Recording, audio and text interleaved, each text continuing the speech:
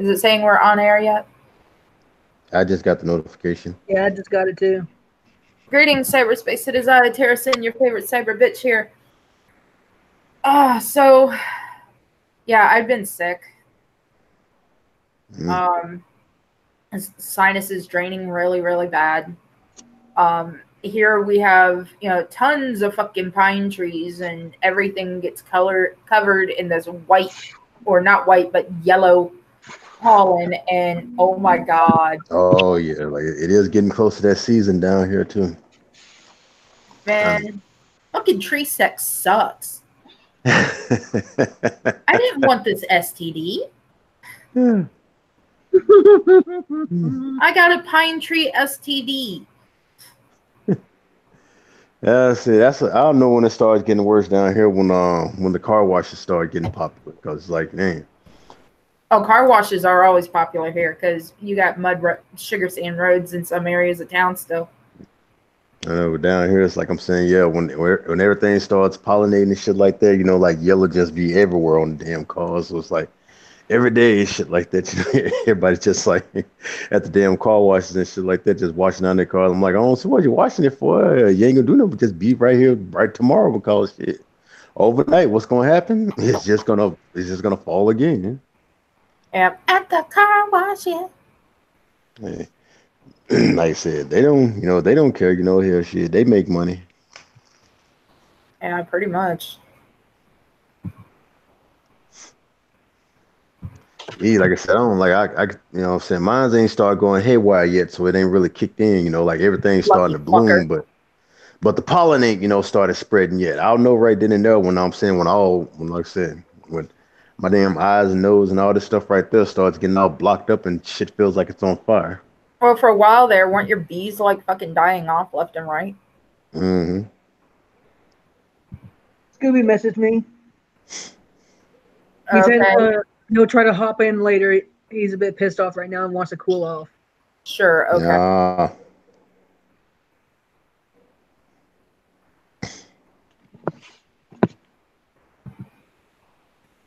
So yeah, I, Mm. I was feeling like utter shit.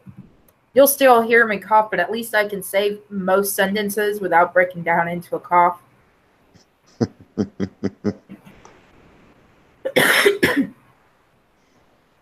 Yeah, like I said, besides, like I said, feeling like crap. Like I said, I don't know. How's everything been going? I pulled my back twice in 2 days. Hmm. Yeah, I remember you messaging me on something about that. Like, what you do? Well, the first time I was pulling some jeans out of from the inside of the couch. You put clothes on there to fold them, do whatever to them, and Hmm. sometimes they get buried. They get eaten by the couch. The second time, my roommate's I was babysitting my roommate's kid, and he was showing his ass in the parking lot of our neighbor's apartment, and I picked him up to take him inside, and he was kicking and squirming, screaming and everything, and the way he kicked caused me to twist it a little bit, and it pinched it again. Mm.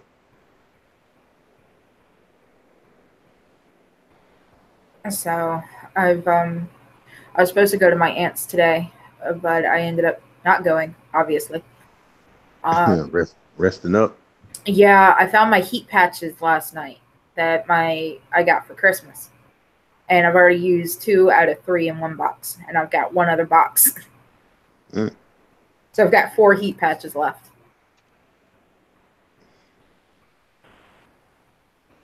Mm. How are you doing, Chunky Monkey? I'm okay.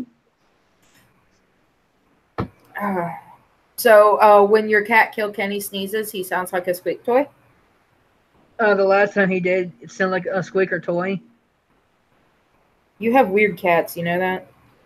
Yeah, like I didn't see him do it. I just heard it. I thought he was playing with something. Then I saw him sneeze again.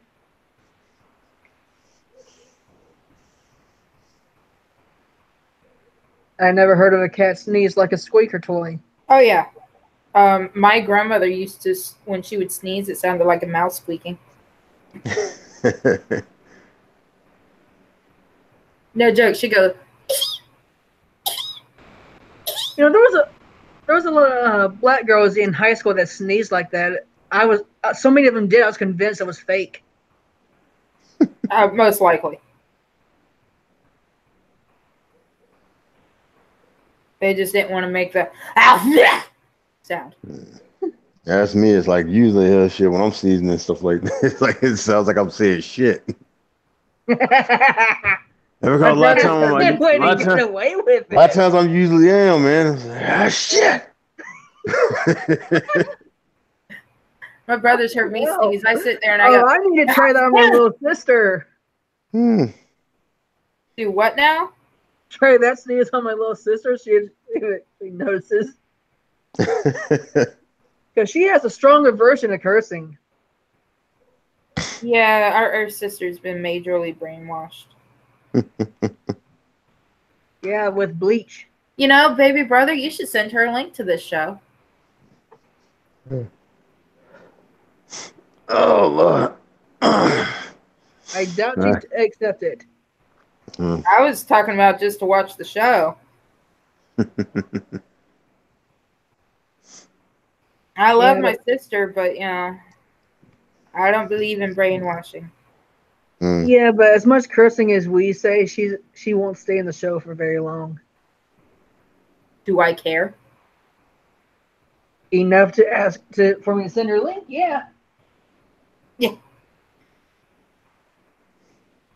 Just showing that we're more popular than she is. What, she don't like cursing? No. No, she's Uber Bible thumper. Oh. And raised with a silver spoon in her mouth. Which she grew up with a stick in her ass. Yeah. Hold on. She was raised with a silver spoon in her mouth, but it goes all the way through her ass. God damn. And mind you, she came from... And that's why she's so stiff. My sister came from very poor upbringing. So did I, but I'm like you. Due to the foster family she ended up with. Oh. When my daddy died, my brother and sister lived with her mom for a little while. And then ended up getting sent to this ranch. Big Oak Ranch. My brother has been very smart not to take me near, seeing as I carry around a lighter with me at all times. Well, I've been smart not to go there too, because I'm not likely to stop you. Oh, Lord. This is true. And this I'm is more likely to see if I can cut off the phone line. Sayonara. Hold on, say it again, because both of y'all went at the same time. I said, this is the same ranch that shoved my brother into a psych ward and said sayonara.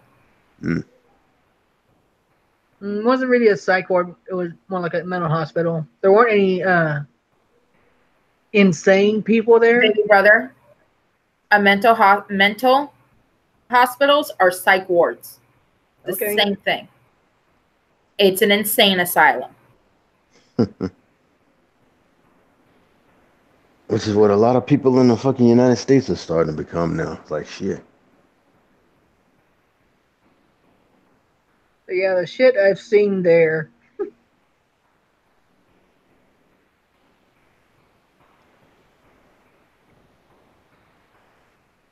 Oh, Lord. Yeah. Besides the crazy weather and all that right there, it's like, you know, my weekend was basically spent like, you know, being with my kids, you know, as they buried their grandpa and all that right there, you know, that was a real sad moment right there. But it's like, after that, then it's like, you know what I'm saying? Yeah, it was like I'm saying, seeing folks I ain't seen in like Lord knows how many years and things like that. Everybody done grew up, like I said, you know, they done had kids, their kids done had kids and shit. It's fucking scary. Guaranteed, I'm gonna run into my oldest goddaughter. She's 19 this year. And most likely is gonna already be pregnant, and I'm gonna look at her and go, oh my God, you turned into your mother.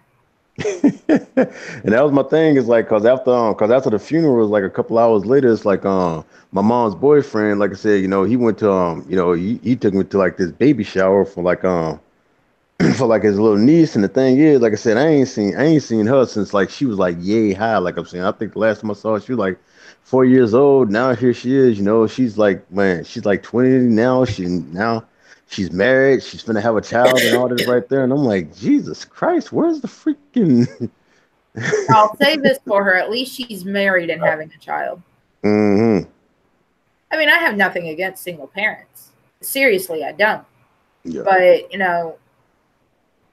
use a condom. Oh yeah, now there are some people out there who just, oh God. Get your tubes tied, ladies. If you don't want to have kids, get your tubes tied. If you can't use condoms. And As I'm saying, men, vasectomies are sexy. Yeah. There was a joke I once heard. If you can't afford to have a condom, you really can't afford to not have a condom. Yeah. Because the problem is, like I'm saying, oh hell, shit, women don't want to use condoms, and guys think cream pies are fucking cool. Like that shit's only cool in goddamn porn.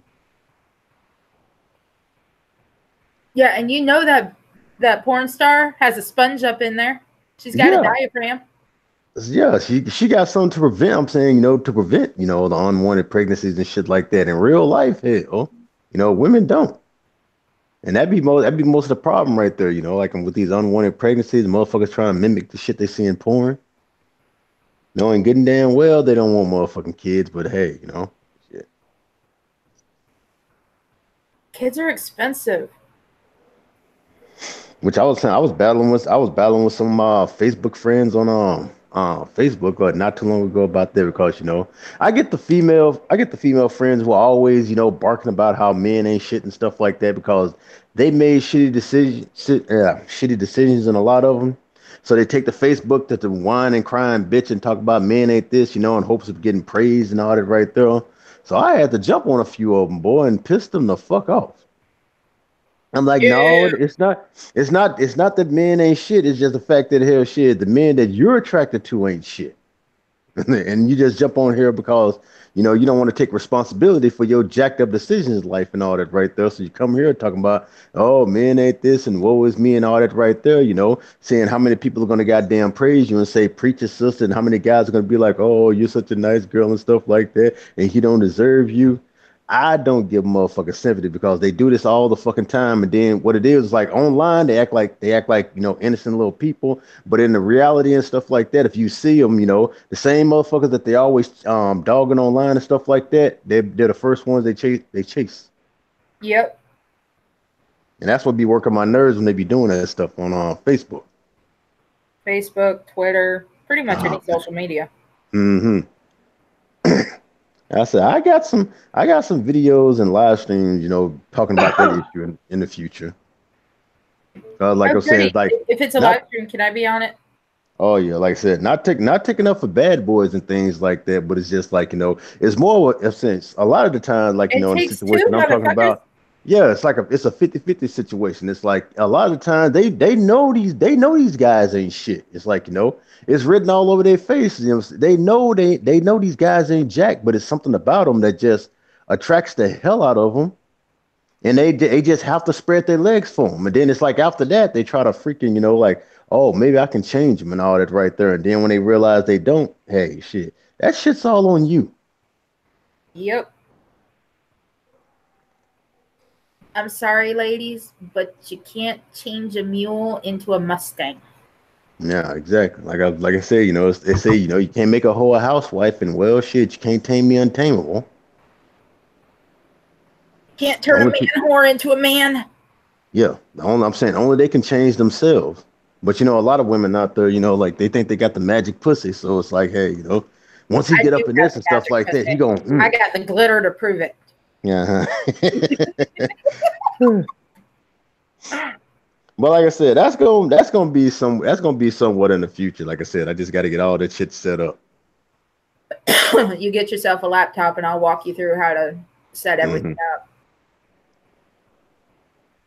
Cause I know I'm saying, if I do, I say I could just imagine how many fights I'm gonna start with that. Cause it's gonna be like, well, men do this and that, and I'm pretty sure they do right there. But I'm like, you gotta look at every scenario very differently. Like, you just can't take one shitty ass scenario involving a man and woman and try to, make that all about, oh, this is the reason why men ain't shit.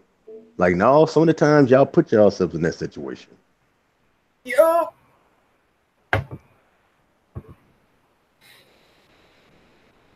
Oh yeah. So I saw this thing on Facebook. It was in one of my reptile groups, where this woman has this German Shepherd, and she was asleep in her room. All the lights are off. Her door's closed. Her German Shepherd's sleeping next to the bed. And her roommate decides to come in, walk over to her side, the side of the bed she's on, steps on the dog, and the dog fucking bites him. The man ended up with 17 stitches. And now he's afraid of the dog, and he's pretty much told her that, it's either me or the dog. Most of us on there are looking at her and saying, well, tell him to kick rocks. You're keeping the dog. Exactly. Shit. One person, number one, you need to take the dog to an animal behavioral specialist. Bitch, them fuckers are just as loony as fucking psychiatrists. I only go to one because getting disability requires it, and they can give me medication. Personally, if it wasn't for the fact that, I actually found doctors that, do their job, I found that most psychiatrists are fucking quacks themselves, and, they need fucking medication. But, I'm reading what this chick is saying about an animal behavioralist, and I'm like, what a waste of money. And the dog didn't do nothing wrong. I'm saying the dog did exactly what he's bred for. Yeah, you stepped on him, so hell, shit, it'll react by mother. Ouch. So some of the people on there are like, oh no, these people are not dog friendly or not dog savvy, and I'm like, excuse me, I'm fucking dog savvy. I've owned dogs all my life. I got a half pit bull, half black lab over here. He's bitten people. He bit a fucking cop, and we still have him. And the wild part, like I said, like with the roommate or whatever, like what I'm saying, what they come into the room for in the first place. Exactly. That was never referenced. But the fact is that, the dog's never done this before. He stepped on the dog, apparently pretty hard, startled the dog out of a deep sleep. I can guarantee you, I have woken Cody up out of a deep sleep. And, he's fine. Oh my God, this dog is so mellow. But, I've had other dogs, you wake them up out of a deep sleep. It's not the best thing to do. Yeah, they react like, hey, what the fuck?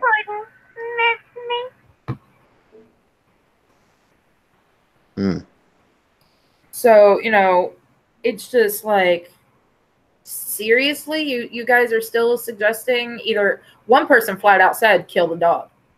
For what? He's like, oh, I had a Doberman Pinscher that, tried to take off my face. Okay, my question to you is, what'd you do to the dog? What'd you do to the dog? To make it want to take off your face. Apparently, it did a kill attack. Only thing I can think of is he did something that triggered that kill attack. Because we all know German Shepherds and Doberman Pinschers were bred to be attack dogs. German Shepherds are shepherd dogs, but, the Germans, turned them into dogs that would go under tanks and stuff like that. Same thing with the Russians, only the Russians used Russian tanks. Yeah, but was else that the Russians used a different fuel, and that's what the dogs were smelling, was the fuel. Yeah, and so they were recognizing what the tanks look like. They go and blow up their own tanks. Yeah. But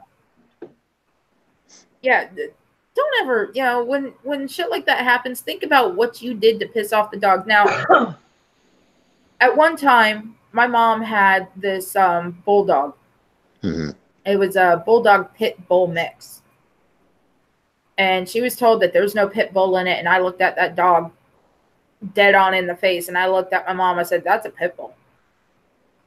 She's like, yeah, I figured. But she asked me whether or not it was a pit bull because she knows I know a lot about dogs. So I told her, yeah, it's a pit bull. So we tried to keep the dog. First of all, the dog, I would come home from the club. My dog, which was a Chihuahua Dachshund mix, so it's a smaller dog, will be at the foot of my mom's bed. I go into my mom's room, be like, Trixie, I go to get the dog, and her dog would try and fucking take my face off. So I'd punch him in the fucking snout, grab my dog, and leave. Okay, so number one, dog doesn't like whispering. Okay, so we tried not to whisper. Anytime my dad went to kiss my mom, the dog would try and take my dad's face off. Okay, my dad would punch the dog in the snout, and so dog doesn't like men. We were dealing with this because my mom loved the dog. Until the day the dog tried to eat the face of my, at the time, 2-year-old goddaughter. That's when both my dad and I beat the hell out of the dog. We took it to, we didn't harm it, but it knew it did wrong. So we took it back to the Humane Society, and we explained that we don't want the dog euthanized because this is just how it is. It doesn't like whispering. It doesn't like men. It doesn't like children. So they're like, okay, so what do you want us to do? We were like, find a woman that doesn't have children, is going to be chronically single, so that she can have the dog. Perfect guard dog. He really is. And that's exactly what they did. A woman came in looking for a dog to keep her company. She was a spinster. She had no children, no husband, no male prospects of any kind. And they're like, oh, we have the perfect dog for you. And brought out Buddy. And the two hit it off. She still has the dog, last I knew. So just because a dog does something you don't like doesn't mean you need to get it euthanized. You can rehome it. Just make sure you put down what the dog does not like so you can find the right owner.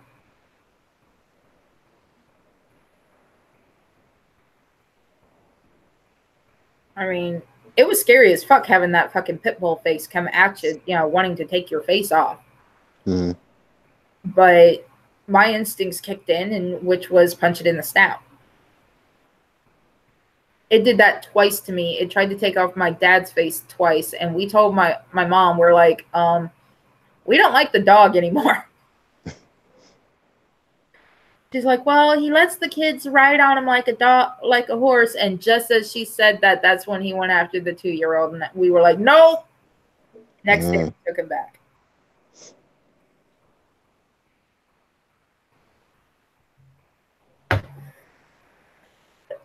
But yeah, our dog's bitten people. He bit a little girl for doing something to him. I think she had been throwing rocks at him, and she decided to cut through the yard one day, and he got back. One time, a situation happened where the police had to search the house because someone we knew was doing some bad shit. And they were searching everyone's house that we had been over at. And it's not the current place we live at. So they were searching the house, and they were told to lock up the dog securely in the bathroom. Oh, they didn't lock him up securely. He knows how to open doors. He opened the door and saw a cop rummaging through my roommate's things and bit the cop. Yeah. And, they couldn't do anything because they were told he will bite. But he's over here being just a cute little buddy. Yes, you are. Yeah. No, I'm not doing the squeak toy. Sit. Sit. There we go. Yeah. Oh, my buddy. Yes, you are.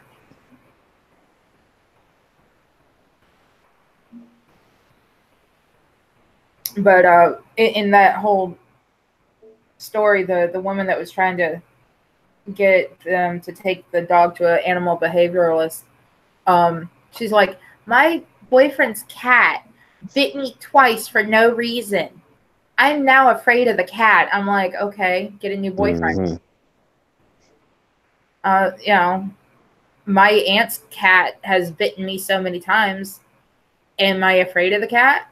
A little bit. Have I asked my aunt to get rid of the cat? No. Number one, it's not my cat. Number two, cats are evil little fuckers anyway. There's plenty of videos on YouTube to prove so.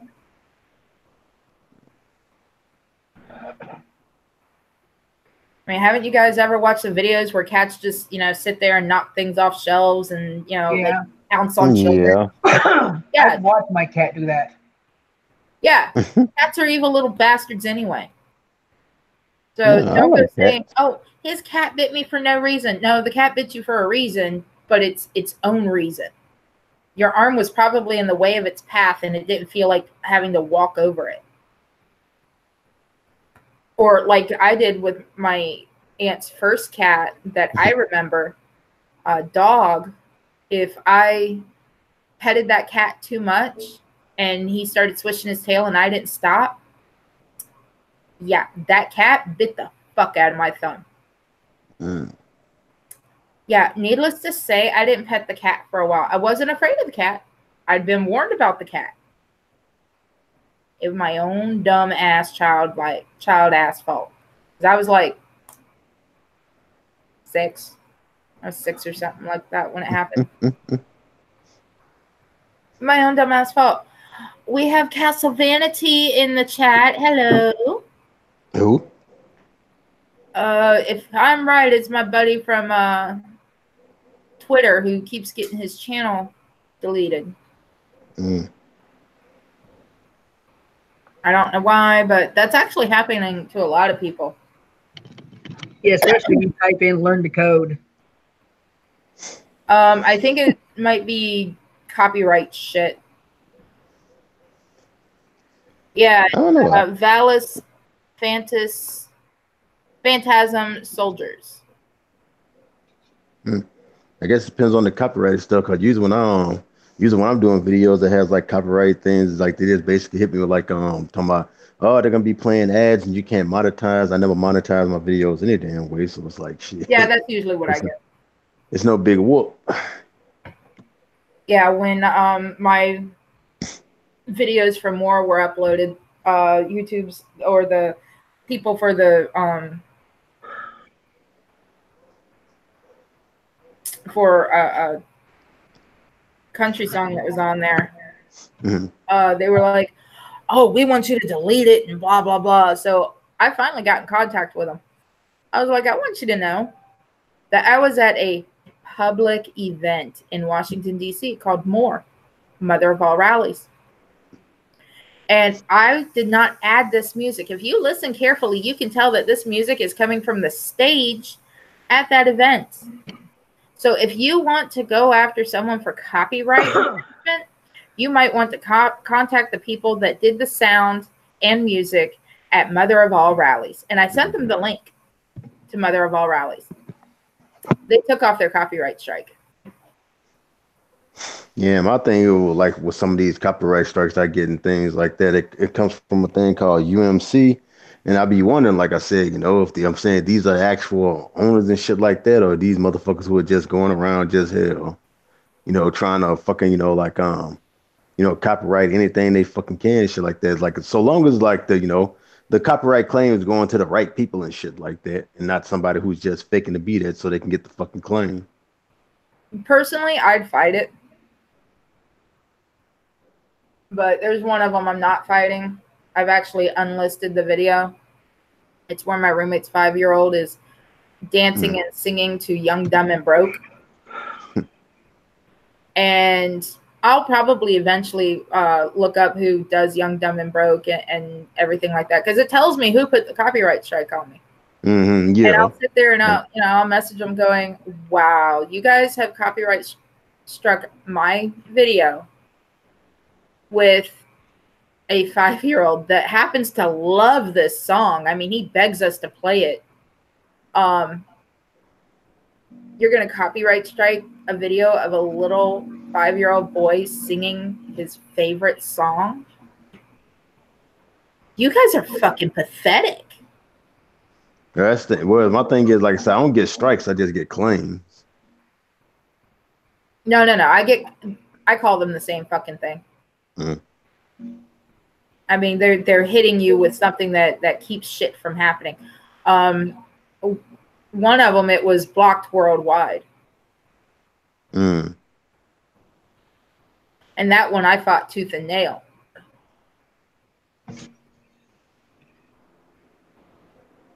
And that one was all Scooby's fault. Yeah, I think I got one that's it was my shout out to some black guys. Like, yeah, that one's blocked worldwide. Because I used one of his videos where he used I think he used a video from Vlad TV, and yeah, in Vlad TV they are really bitches when it comes to, like, people using their shit, even if it's for, like, fucking, man, what do you call it? Oh shit. For your fair use. Yeah. And they ain't monetizing the shit like that, they'll still fucking, like,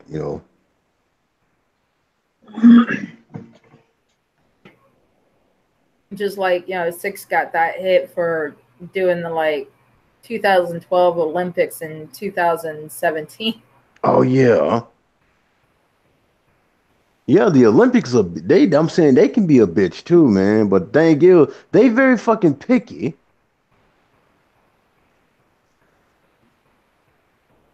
Hey Val, let's hop in. I sent you a link.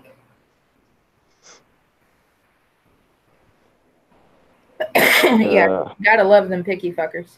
Now, besides, let's see what else went down the week. Oh yeah, Captain fucking Crybaby and shit like that. Like that issue has been pretty goddamn iffy. All the journalists are like, like saying like, yay, Captain Marvel, did such good and stuff like that, despite everybody, all the trolls and all the people who saw it, they weren't gonna see it and all. They're praising it like it's a success and things like that, which in a way it kind of is, but it's like, it's not, because it would have been like a huge success had Brie Larson and all these dumbass motherfuckers had not gone on they male bashing spree of how they fucking did and all that right there, basically doing everything that they did with Ocean's 8 and Ghostbusters, female Ghostbusters and shit like that.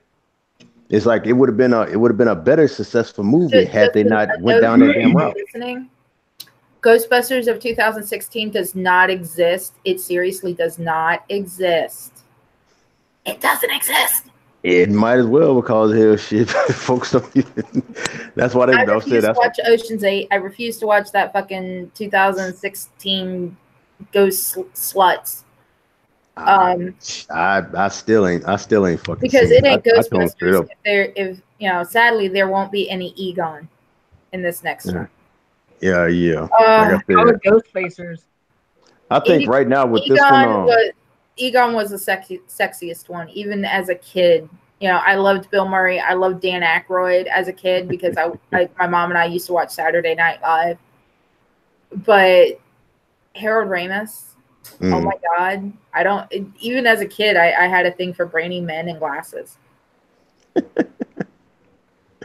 Yeah, I think with this one that's coming up right there, they're finally doing what like a lot of fans basically requested, and it was being like a passing of the torch type of thing right here. You know, like for what I heard, like, the cast is still going to be, I think it's going to be like a couple of guys, a couple of girls and things like that, and they're supposed to be like descendants of like. I think they're doing it like the Extreme Ghostbusters cartoon. Yeah, they're supposed to be like the next generation of like the the originals and all that right there. Yeah, it's still gonna have Winston. It's still gonna have Bill Murray. Still gonna have Dan Aykroyd. I saw that they cast someone from Stranger Things, which I think is supposed to be Egon's kid. Yeah, that's what I'm thinking. So it's supposed to be like I'm saying, this next generation of Ghostbusters and shit like that, which that's what I said right there when this whole 2016 thing went down and shit like that. Had it just been like a passing of the torch type of thing instead of them just trying to fucking, like erase and try to redo it and stuff like that, this all women thing, and it's like, how that shit goes. Mm-hmm. And it failed and it bombed like a motherfucker because they did the exact same thing they did with Captain Marvel. It's like, the actors and the fucking directors and them just started bashing the fan base and shitting all over the fan base and things like that. And then, hey, the fan base answers like, well, fuck Yes, y'all. yes. Vala says Oscar. That's the name of the kid from the Ghostbusters 2. Oh yeah. It's supposed to have him in it Oh yeah, because he was in. because he's Peter Venkman's son. Mm-hmm. Ooh, so it's probably going to have Sigourney Weaver in it. Oh yeah, like I said, because in between him and Dana. Yeah, Sigourney Weaver. Yeah, it'd be a trip, like I said, if they bring back most of the original cast and all that right there, including like Sigourney Weaver, Annie Potts, and fucking Rick Oh Moranis yeah, and them and Amy shit. Potts.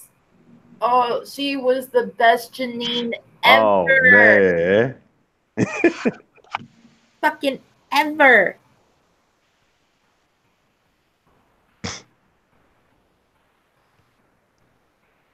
You call the Ghostbusters, you have a ghost. Like I said, had to just that New York, that New York accent and shit. And yeah, like I said, yeah, they got the Ghostbusters on the original cartoon on Netflix. Yes, they do. They also on Crackle, I think it is, they have the Extreme Ghostbusters. And on YouTube, like I said, they got the original. Yep. The one with I'm saying, the one with the ape and shit like that.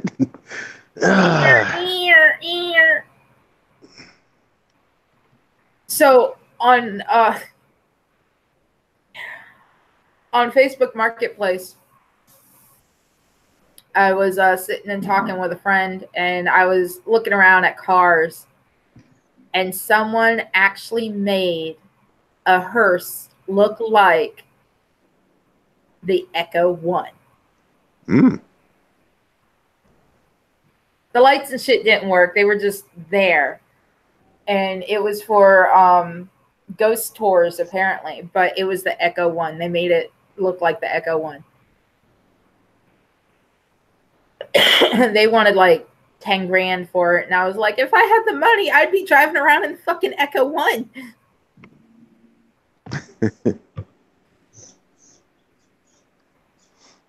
Yeah, like I said, like I found like the original Ghostbusters like back in the 70s and shit. Yeah. The one that had the monkey in it, well, the ape, whatever the fuck you want to call it. The first Ghostbusters was done in the 80s, wasn't it? I think it was back in the 70s. Give me just a second. That's right. I have a cell phone for that.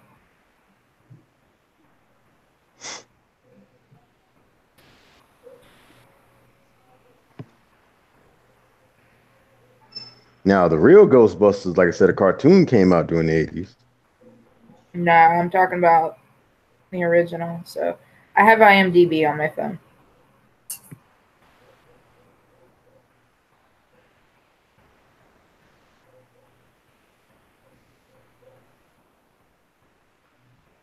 God damn it, whose dog is going crazy? Not mine. No, I'm talking about out here. Sometimes we get these The strays and original shit. one came out in 1984. No, 19, yeah.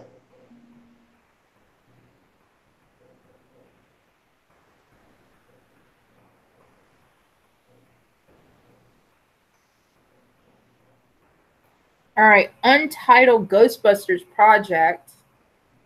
There's an official teaser that's 52 seconds long.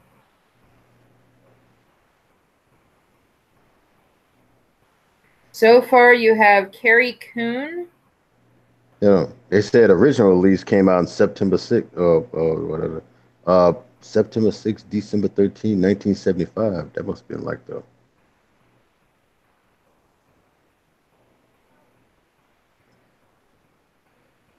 That must have been like the real old one.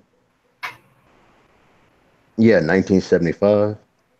No, the original movie with Bill Murray, Dan Oh, Aykroyd. you're talking about the movie, not the movie. I'm talking about the series and shit. I don't know about a series. Oh, It's a child. cartoon Oh show. God. No, not the cartoon. Yeah, it was cartoon. Then it was like a live action version. Nope, don't But yeah, recall it. I know about the movie. What's going on, guys? What's up now? Scooby? What's happening? Yeah, we're sitting right here talking about random stuff. We not too long just jumped on the Ghostbusters and shit like that, reminding ourselves of the whole Captain Marvel. There was also going on an original Ghostbusters cartoon. Yeah. From 86 to 87. Mm-hmm. Yeah, I remember. And then I was telling about the one the live action one back in like the mid 70s. Yeah, with the one that had the gorilla Tracy. Yeah. I remember that. I remember when Funimation had a cartoon based on that too, with Primeval and his red cape. God, I remember that cartoon. Let me see. His sidekick, the guy's name, the thing's name was Bat Rat. It was some sort of like 1975 TV series. Yeah, that one. Yeah. Forrest Tucker as Jake Kong. Larry Scorch as Eddie Spencer. Bob Burns as Tracy the Gorilla. Richard Balin as the Abominable Snowman. Yeah, I remember that. Okay, so they were kind of like Scooby and the gang. Got it. Yeah. Mm-hmm. Yeah, and they drove around in like this jalopy Model A Ford. Yeah, and the cartoon was based off of it because the main character's name is Jake Kong Jr. Yeah, I remember. Yep. I'll be completely honest with you. I remember I was very conflicted watching that cartoon because there was this chick with blue skin from the future. And I'm like, why is she blue? But more importantly, they drew her really fucking hot, if I remember. Seriously, like, do you remember how they drew that chick in that cartoon? I remember, like, because I remember crystal fucking clear. Like, my brother even said it. He's like, the hell is she wearing Daisy Dukes for? I don't know. It's a lot like one of the things like with 80s cartoons. I remember a lot of the shit was like a little bit over the top. Oh man, like I said, a lot of the cartoons I grew up watching, man. Yeah, that's what I'm saying. Oh yeah, especially like what Master of the Universe and shit like that, man. Shit, the shit Tila was goddamn. Yeah, and man, G.I. Joe. That motherfucking black and white Betty Boop. Hey, Val. Nah. I remember very much when I was a kid that they really, they were selling it. You know, they wanted to make sure that you were out there and you were checking out the little girls on the playground. They had no problem pushing that envelope. Not like today's kids now, which is a damn shame. You know, the sad thing is about Miss Marvel movie, Captain Marvel, whatever it is. I was watching this guy. I watch him a lot. He's a comic book guy. He does reviews. His name's Young Ripper. I really recommend his stuff. And he was saying how, and he was right. What they did was there was the secondary Captain Marvel, Monica Rambeau, and they just completely screwed her over. And it was just, it's a shame what they're doing to the damn Marvel. You know. Hello. Hey. What's up, Valis? Can you hear me? Yeah, there you go. Yeah. Okay. Wasn't expecting that voice with that avatar. I'm gonna be completely honest. Oh yeah, that's my little underwater furry waifu. Is it a catfish? Did you just assume my avatar? Oh yeah. No, he assumed your voice. Yeah, I figure I step into the conversation. And just to let you all know, I don't like the sound of my own voice, so that's why I was hesitant to join. Hey, not a problem. You get it now, back like I said, what I'm doing. This yeah, isn't like yeah. you see in my voice, like I said, I'll start out deep. When I really get into conversation, you know, it'll kind of go up a notch. Yeah. Now, what is about this Marvel movie that people are talking about? Oh yeah, Captain Marvel and shit like that. It's like I haven't gone to see it, and I'm probably not because, like I told you, I don't like the actress and all the fucking male bashing and all the bullshit that came behind the damn movie. You know, with all the virtue signaling and shit like that that's been pushed. Now I've heard that it's an mediocre movie and shit like that, and it would have done better, had Brie Larson just shut the fuck up and shit with all the stuff that she was doing. Yeah, I was like, smile, bitch. Yeah, they actually had that in the movie. Like someone walks up to Captain Marvel and tells her to smile. What I've heard. Yeah, I'm just glad I found out that this is something that's offensive because I would do that all the time. I'd say the same thing though to young men. It's not like I'm trying to nail them. I'm sitting there. I see a young person, and they got this puss on their face, and I'm thinking they got the world by the balls. So I tell them, well, hey, why don't you smile? It ain't that bad, you know. Seriously, I didn't know that's offensive. One and two, it's apparently it's a pickup line. I'd like to think there's better shit you could say to them than tell them to smile. But maybe whatever. they're not smiling because they're in New York. That's true. So I'm looking over IMDb, and one of the topics on here is "Move Over, Batman! Accordion Repo Man is here." Ooh. Unmade Weird Al Yankovic's Accordion Repo Man. Vigilante Justice gets a new look in Accordion Repo Man. Weird Al Yankovic's interesting idea for a new superhero movie. Will we bring it to life on Unmade? Kind of like Howard Stern's Fart Man. Kind of. Or Meteor Man. Hey, I like Meteor Man. Yeah, that was a nice movie. I like that. Yeah, Meteor Man is actually considered a superhero. Yeah, I remember that crystal clear. Robert Townsend. What the? And there was Blank Command. There's Blank Command. I'm a crime fighter. Yeah, there's Blank Man. There's another movie there's coming out called Us. It's about doppelgangers. And because I saw the preview, and I actually want to watch it. But I'm looking at this image of the main character, and for one, she doesn't space her eyeshadow. She looks like it's a unibrow.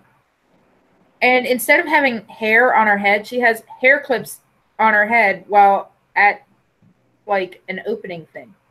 Oh yeah, I saw that trailer, man. It's like well, of course it's gonna be. Of course, like I said, now it's looking good to me. My thing is, I'm probably gonna avoid like all the media attention that this might get because the first thing they're gonna be shooting they're gonna be like spouting off stuff like that. Oh yeah, this is gonna be a good movie, stuff like that because it features people of color cast and just fuck up every goddamn. That's what's wrong with a lot of this stuff that goes on today, man. You got these bitch ass SJW journalists, who wanna add they fucking virtue signaling salve to it and just ruin it for everybody because they try to make it all about the the race or the gender or the the creed identity of people and all that right there. It just completely ruined the whole entire thing, making now you want to go fucking see it. Yeah, go see this movie because it features all POC cast. Go see this movie because it's all women. Go see this movie because it's all LGBT. I'm like, can y'all just shut the fuck up and just let the It's upside down. Thank you. Look at that. She got hair clips in her hair. What the fuck? You don't wear that out? No. I mean, if it was like, covered in rhinestones or some shit. Well, but what? I can tell you. Go ahead. Now, I was going to say more to your point, though, what you were saying before, Pat. That's why I was originally saying what they did to the character Monica Rambeau. If you watch, I'll send you the link through Discord. Young Ripper's video earlier, he tore it apart, the movie, because the character Monica Rambeau, what they did was they changed the storyline from her having, you know, being a doctor and having a normal family and all that sort of shit, to where she's the product of a single mother household in the poor South. So they basically stereotype the shit out of the character just to hype the movie a bit more. And you know, if you watch the video, Ripper pulls it apart because he's furious, and I blame him. He's furious about it. It's more of that stupid stereotypical leftist virtue signaling garbage nonsense, where they gotta, you know, like you said, they gotta push anyone, people of color, down to almost like they gotta push them down to a manageable level. Like, you know, that way, like I think I said it before. It's like if there's not a problem, that they can't exploit it, so they even have to create a problem when there isn't one. So they took this character who was a perfectly fine, functional, normal human being and produced a product of a dysfunctional household where there wasn't one, just because it fits their narrative. And I hate that.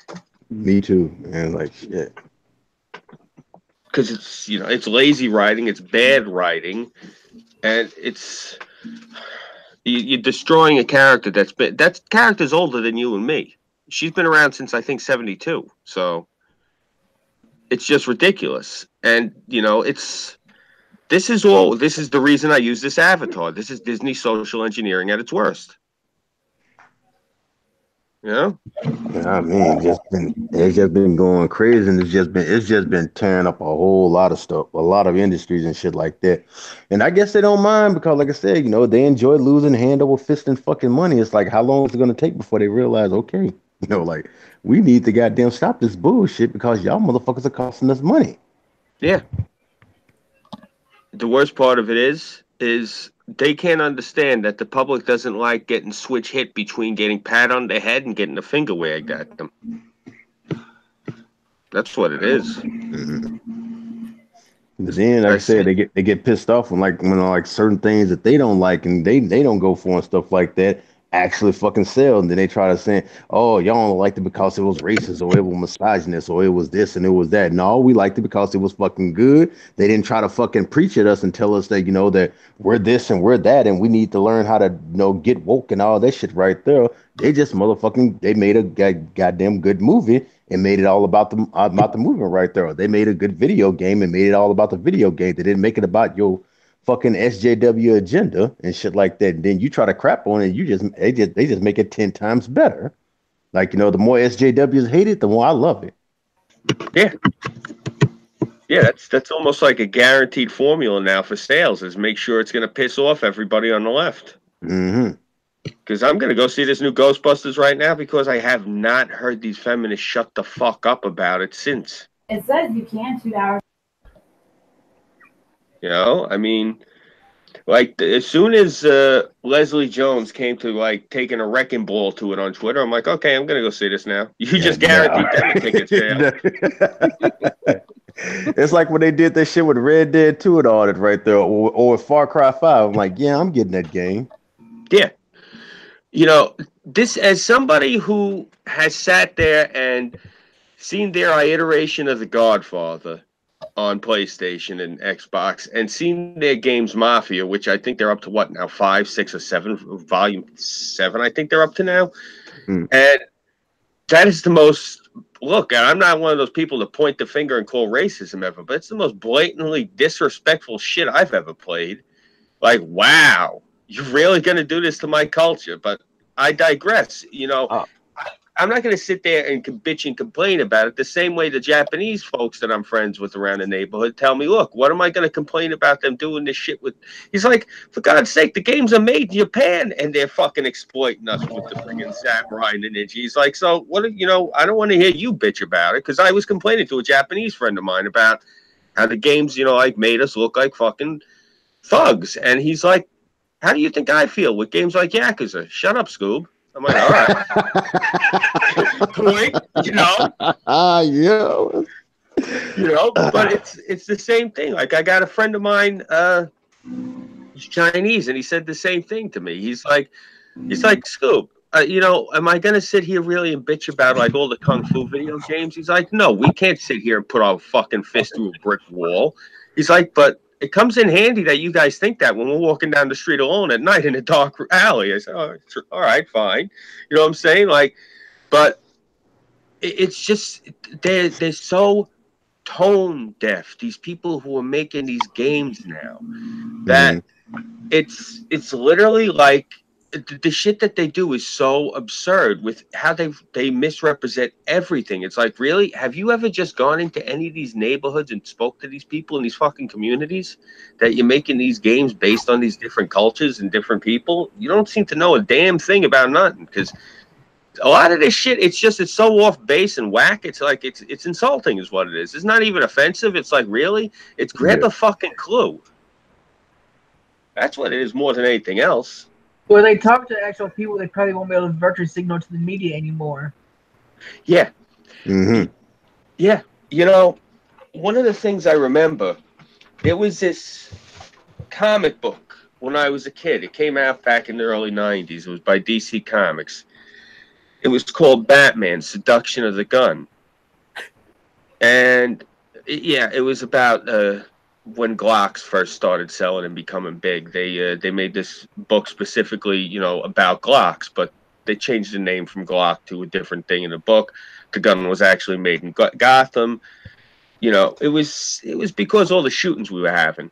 So what they did was they went to actual schools in Bushwick and asked the kids about the slang. And they used actual slang in the book that was, you know, at the time modern and, you know, and current and appropriate. And it sold great.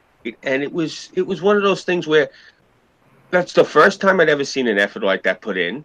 And I haven't seen a good effort like that put in since. Seriously, these are kids. They will volunteer to help. You're working on a comic book. You're working on a video game, a board game, whatever. Kids like to help and put in input. You know? Yeah, they want it to be something they want to read. Yeah. It's not a hard formula. You know, they use focus groups. They talk to people like around our age, and they get all this nostalgic shit, or they get shit that they try. Oh, well, let's teach the kids about this, or let's teach the kids about that. You know, they used to do that when we were younger. They would have the little segment at the end of like G.I. Joe, or they'd have the little segment like this or like that, you know, or they'd have the little commercial break, you know, the more you know, or learning matters, or shit of that nature. Oh, yeah, one to grow on. Yeah.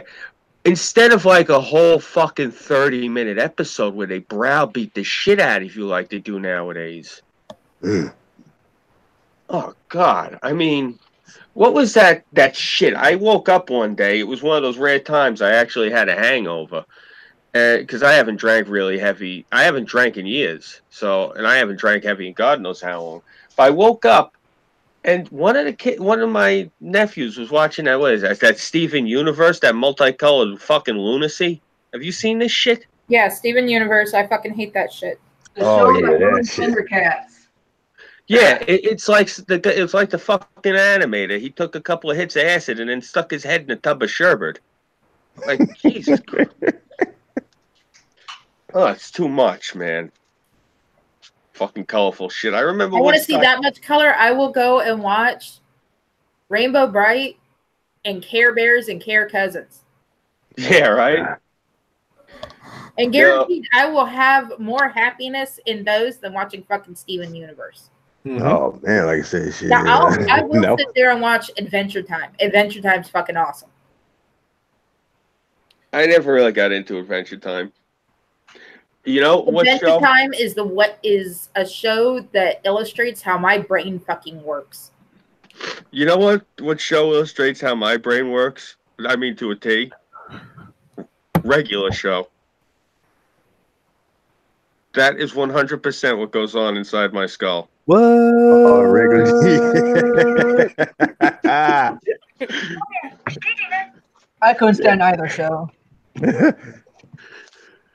I remember a few times I was watching that. Like, I went over to my boy's house, and it was basically this group of miscreants in the neighborhood. I used to pick up reefer off of this guy, And it was him and when I say bikers, I don't mean that they were like an actual gang with colors. It was just a bunch of shitheads who happened to own bikes.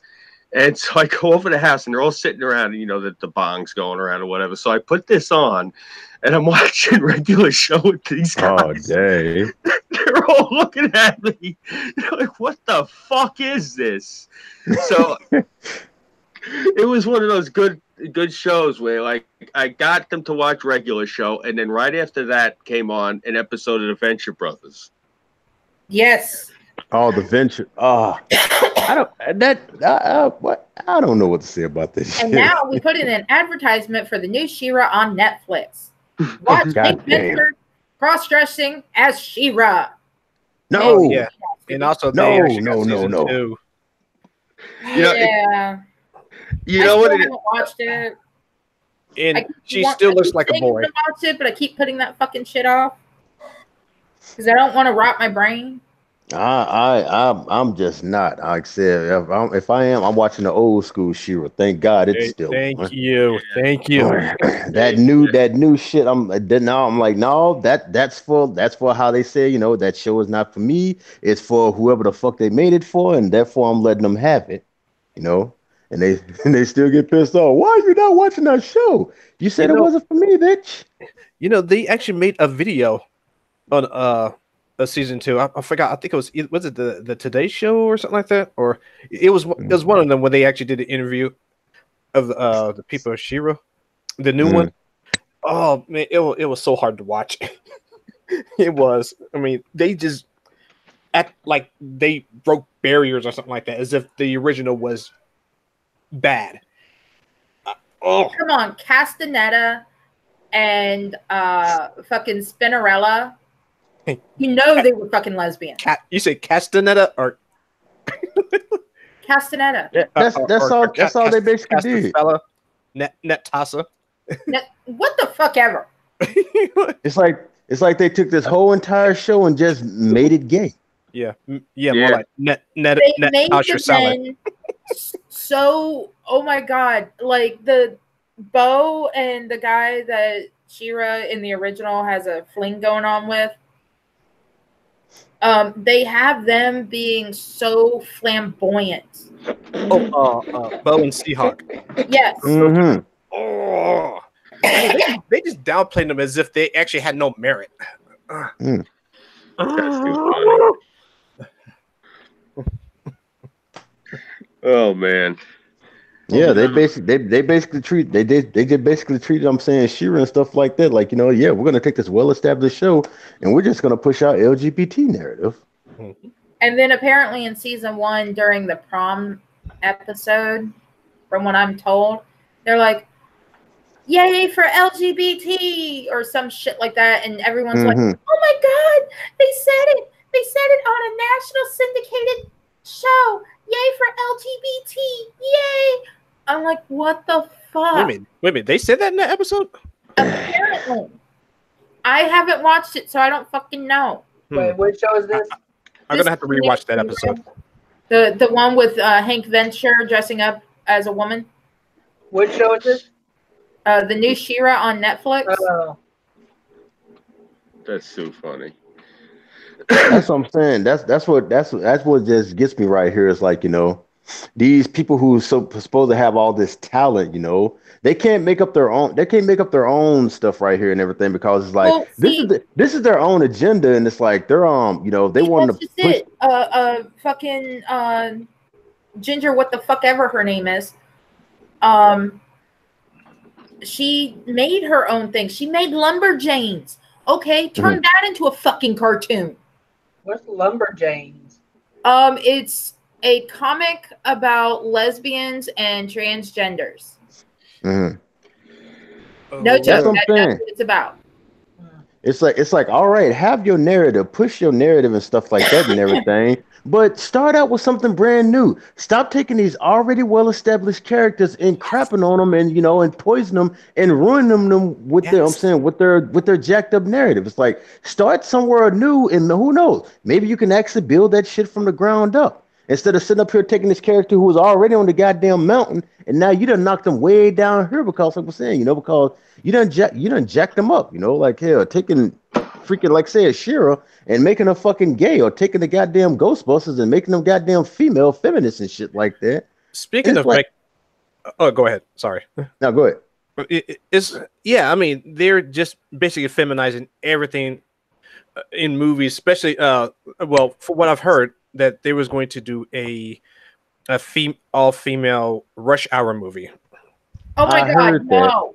I didn't know if that was a rumor or they was actually trying to do it. Lou and fucking Queen Latifah. Wow. Is the future female? I hope not. I don't want it. I don't want it. I like me some dick. I have my own clone of Willie. Does that not tell you something?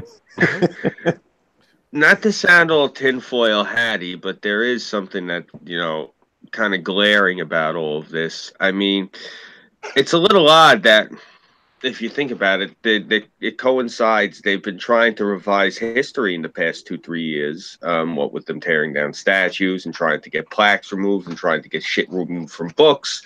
And now they're trying to revise pop culture by taking everything that we grew up with and change it to fit their narrative. Mm-hmm. It's Orwellian, and it's actually frightening when you step back and look at it through that lens. They're not just doing this to our culture, they're doing it to our pop culture and our history. So they're hitting this on 3 fronts. And again, I said it sounds tinfoil hat, but I mean, fuck, we were just talking about this now for 29 straight minutes. I mean, if it isn't true, we wouldn't be talking about it, would we? So, yeah, I mean, it's a very, very frightening thing to think about. Oh, hey, Six. Merry Marchmas. What's up now? Six. Hey. Yeah, with your damn fucking weather wizardry. He's a fucking warlock. Yeah, I want anyone right now, if you want proof in the word of Christianity, Six here can take Psalms and start reading from that book and make it snow a couple of thousand miles away. Because he's in Texas, I'm in New York, and whenever he whips out his book in March, I get snow. So seriously, go to church on Sunday. That's all I'm saying. Six, I want snow, please. You're too close. You got to move further away. Yeah, it's one of those area effect kind of things. The further away you are, the better off you're going to be as far as that goes. Anyhow, why is the Sahara burning? I don't really think about the Sahara. That's like on the other side of the world. Plus, I like deserts. Anyhow, I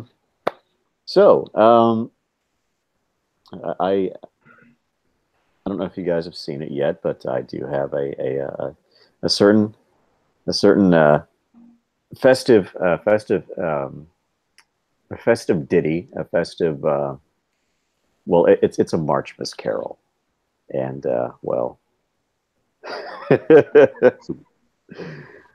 yeah, you can enjoy my very bad singing. You can get an idea of what it's like to hear me during a session of drunken karaoke.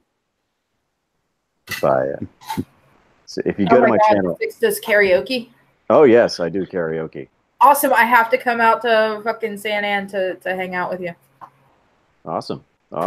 We'll have to go to a karaoke bar and make everybody cringe.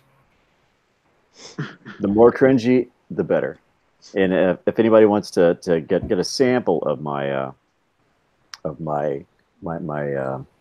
harmonic prowess, you can go to my channel right now and check out my lack of talent, my lack of tone, my lack of musical aptitude. I know me. I've been trying lately. I've been posting stuff up on on Facebook and Twitter and shit like that. I was like back in high school, I used to be like in the in like the singing bands and all that right there, like all the singing groups, and we used to go around and compete. Yep, yep. And so yeah. And every once in a while I get in the mood and I just start singing some shit and Yeah. Oh, very just cool. be clowning around. Anymore, I really only sing when I'm like I'm deliriously tired, and that's usually You must have been deliriously tired when you made that video. Oh yeah, that was I did that at night, and I hadn't really slept very well the night before, so I was kind of in a tired sort of mode. It's generally at the end of my work days that I start just out and singing. It doesn't really matter the time of year. I start singing Christmas songs through the middle of July and just You must be an unnerving coworker to work with. I can imagine just it's fucking quiet as hell at work, and all of a sudden you just break into Jingle Bells, and it's like fucking mid-April or some shit.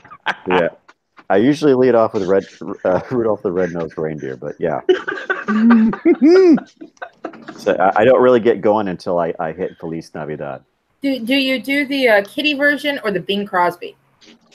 I do the Bing Crosby. Nice. Oh man. Jose Feliciano.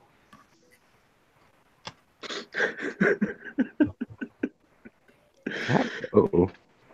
So I'd sing it right now, but I don't want you to get I don't want Terra to get a copyright strike. Yeah, copyright.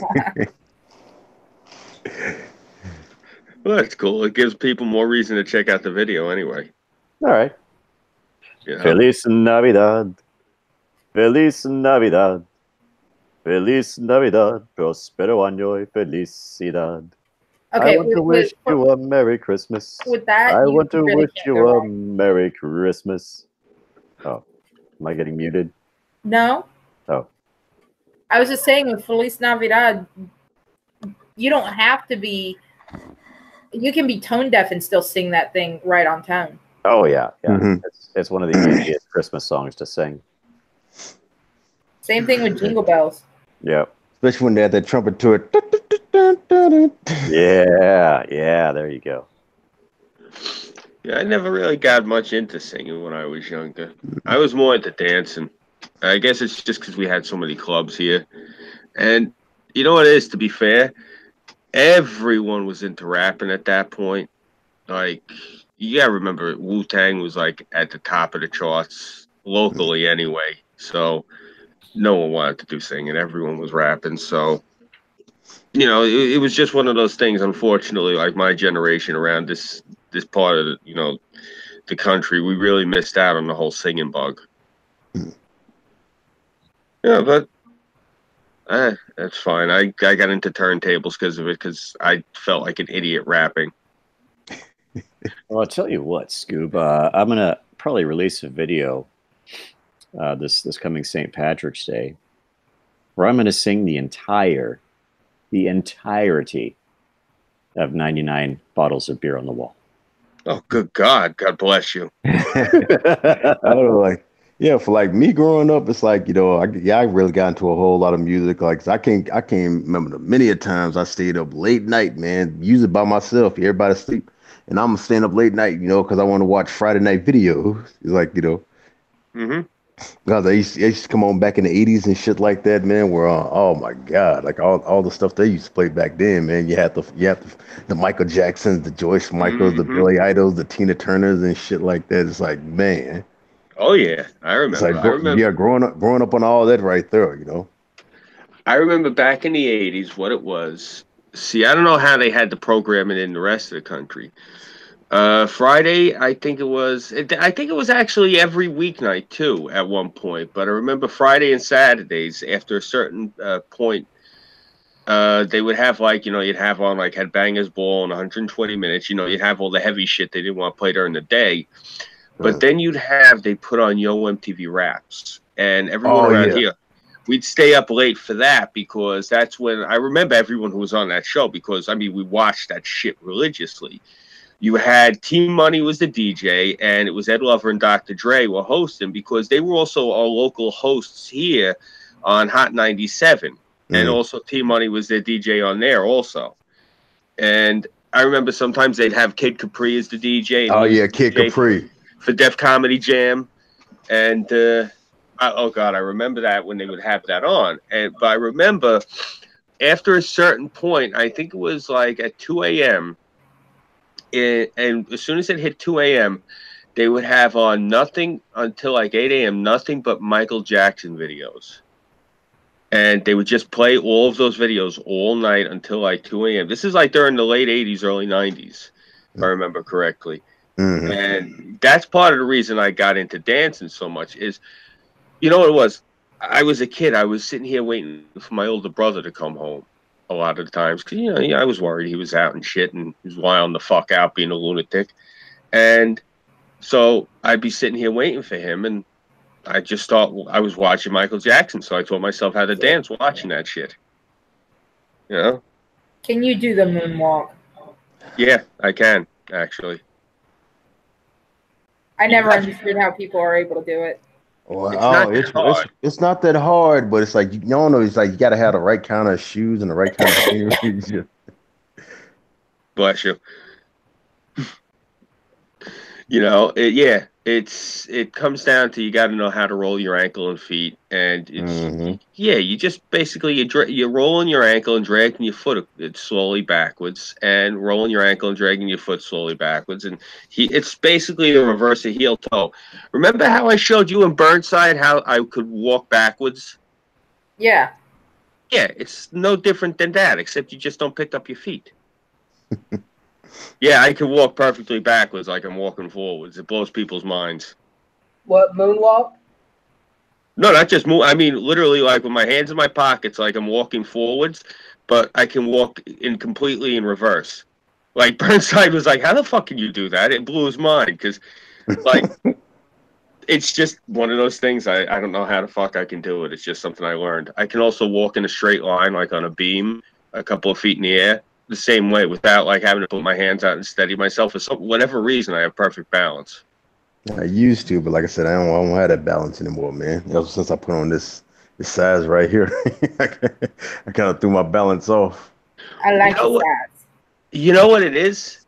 It was you got to remember, bro. I started working at the fish warehouse up over in Freeport in the early '90s when I was in high school, back in like '93, and this thing was up over in the Nautical Mile, and what that is, that's all piers, and you had to walk between on like the bulkhead in between the boats when you were loading and unloading them, and it's only about maybe 8 inches wide, so you can't turn around on this thing.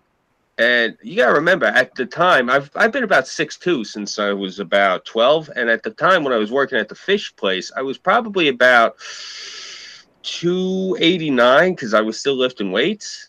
So I was a big boy. So you just got to work on your balance, Pat. You know, I'm sure it's something you could probably recapture. Yeah, I still got balance. It's just, I'm saying, it just ain't the greatest. Yeah. Well, I'm not as muscular as I used to be. I'm a bit of a fat fuck now, but I mean, I still got great balance even at this size. It's something you can work on. You know, little shit. That's part of the reason I can't anymore because of my back, but I used to go out dancing a lot just to keep up on it, keep my rhythm up. You know, it's good for the health too. Yeah. That's one of my biggest things right there, trying to maintain to keep my health going and shit like that, because it's like shit. Once those goddamn aches and pains start kicking in, that's like, okay, yeah, it's time to sit the fuck down now. Yeah.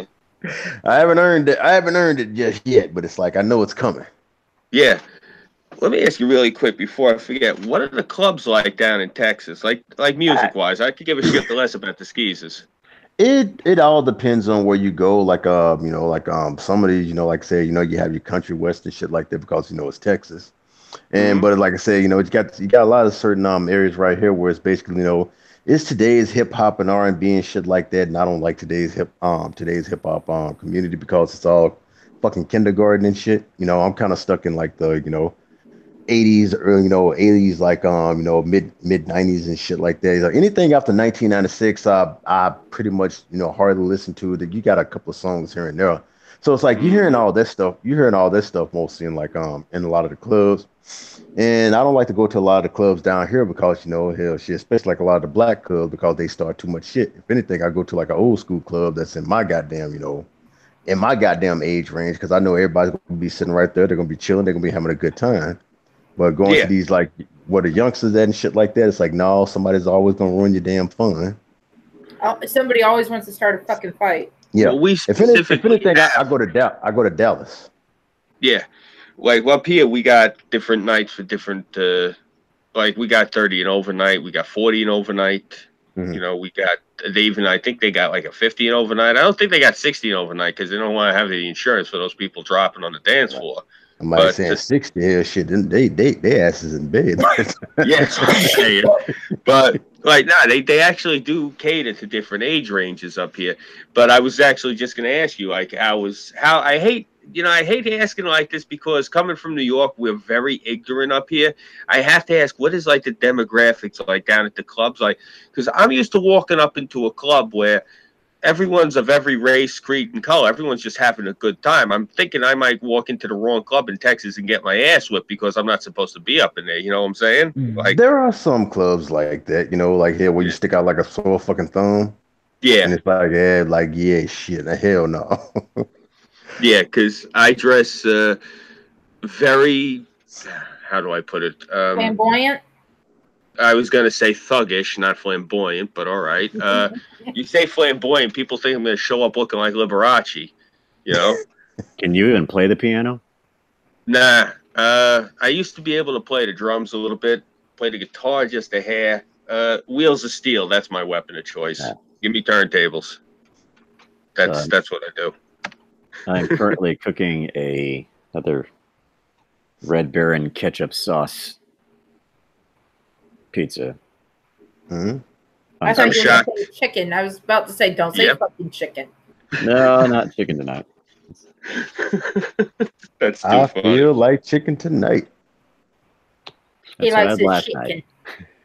Yeah, get that commercial out of your head now. Get your chicken. Actually, the name of a really good chicken joint by me, Chicken Tonight. They would give direct competition to KFC every weekend. Do they still sell that? What? That commercial shit I was just talking about. Because there used to be a product out there called Chicken Tonight. I'm like, do they still sell? Let me look this shit up. I never heard of it. We never got it up here. It used to be a fucking popular ass commercial and shit like that. People doing a fucking chicken dances. Yeah, I feel like chicken tonight. Mostly chicken tonight. Chicken tonight. Mostly in the South, I think that's where you saw that. Like a lot of the shit. Go out there and kill them fresh. Like a lot of the shit that we got in New York, you got to realize. No, shit still exists. Yeah, see, I never even heard of it until you mentioned it. Because it was a sauce. Okay, what they got up here is like they cornered the market on a lot of shit. Like we had Krispy Kreme for like maybe 2-3 years, and then Dunkin' Donuts just crushed them and got them the fuck up out the market. The same as like convenience stores, general stores. The only thing we got up here is 7-Eleven. Everything else got chased the fuck out the market. Like, I don't know. 7-Eleven. Yeah, 6 could tell you. We did like an episode like over a year ago now. And everyone on the stream is sitting here naming all these different convenience stores. I'd never heard of any of them. Yeah, there's Town and Country. I remember that one. I never heard of it. I thought that was a call by Chrysler. How about Circle K? I've heard of Circle K. Have you heard of Buc-ee's? That reminds me of this chick I knew up over in Amityville. Hey. Yeah, she was bucking all night. There you go. See, that's why you never heard of it. Yeah, Buc-ee's is really big down here. I never heard of Buc-ee's. What about Kangaroo? Nah. I'm telling you, I've never heard. The only one I've ever been in besides a 7-Eleven was Nice and Easy. They got them upstate, all the way upstate. They got Nice and Easies. Nice and easy. Isn't that a? It's a hair dye. I'm saying that a hair. I think that's the name of the joint. I don't know. I Terra, haven't been nice in and one. easy. Yeah, no, I remember the Clairol Nice and Easy, but I'm thinking, was that the name of the joint upstate? I don't remember. It was. I remember because when I was living up in Utica, I made the mistake of moving upstate. Talk about culture shock. I figured because it was New York, they were going to have on the news the same type of news we have down here. It was frightening because it's upstate New York news, so they're talking about hay bales and shit. It scared the shit out of me. But I digress. The only thing that they had for miles around was this fucking place. I could have sworn the name of it was a Nice and Easy. All right, whatever. But yeah, I've never seen no other convenience stores. They don't have them up here. We only got 7-Eleven. We used to have 7-Eleven. Mm-hmm. Yeah, we used to have 7-Eleven. They were taken over by various other. Oh, my pizza's ready. They were taken over by various other establishments. Is that a microwave run at the background? That was my microwave alarm. That's the only thing I use it for, is an alarm. Yeah, and Pop-Tarts. Okay. I love Pop-Tarts. In Hot Pockets. Ooh, I got Hot Pop-Tarts Pockets. in the toaster.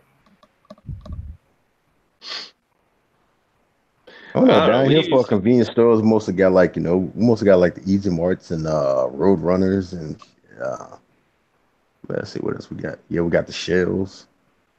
We usually, well, yeah, we got all the shit at gas stations. Like, you know what it is too? Over here, we got delis and bodegas, and yeah, we don't have those here. Well, we do Pat's Quick Stops.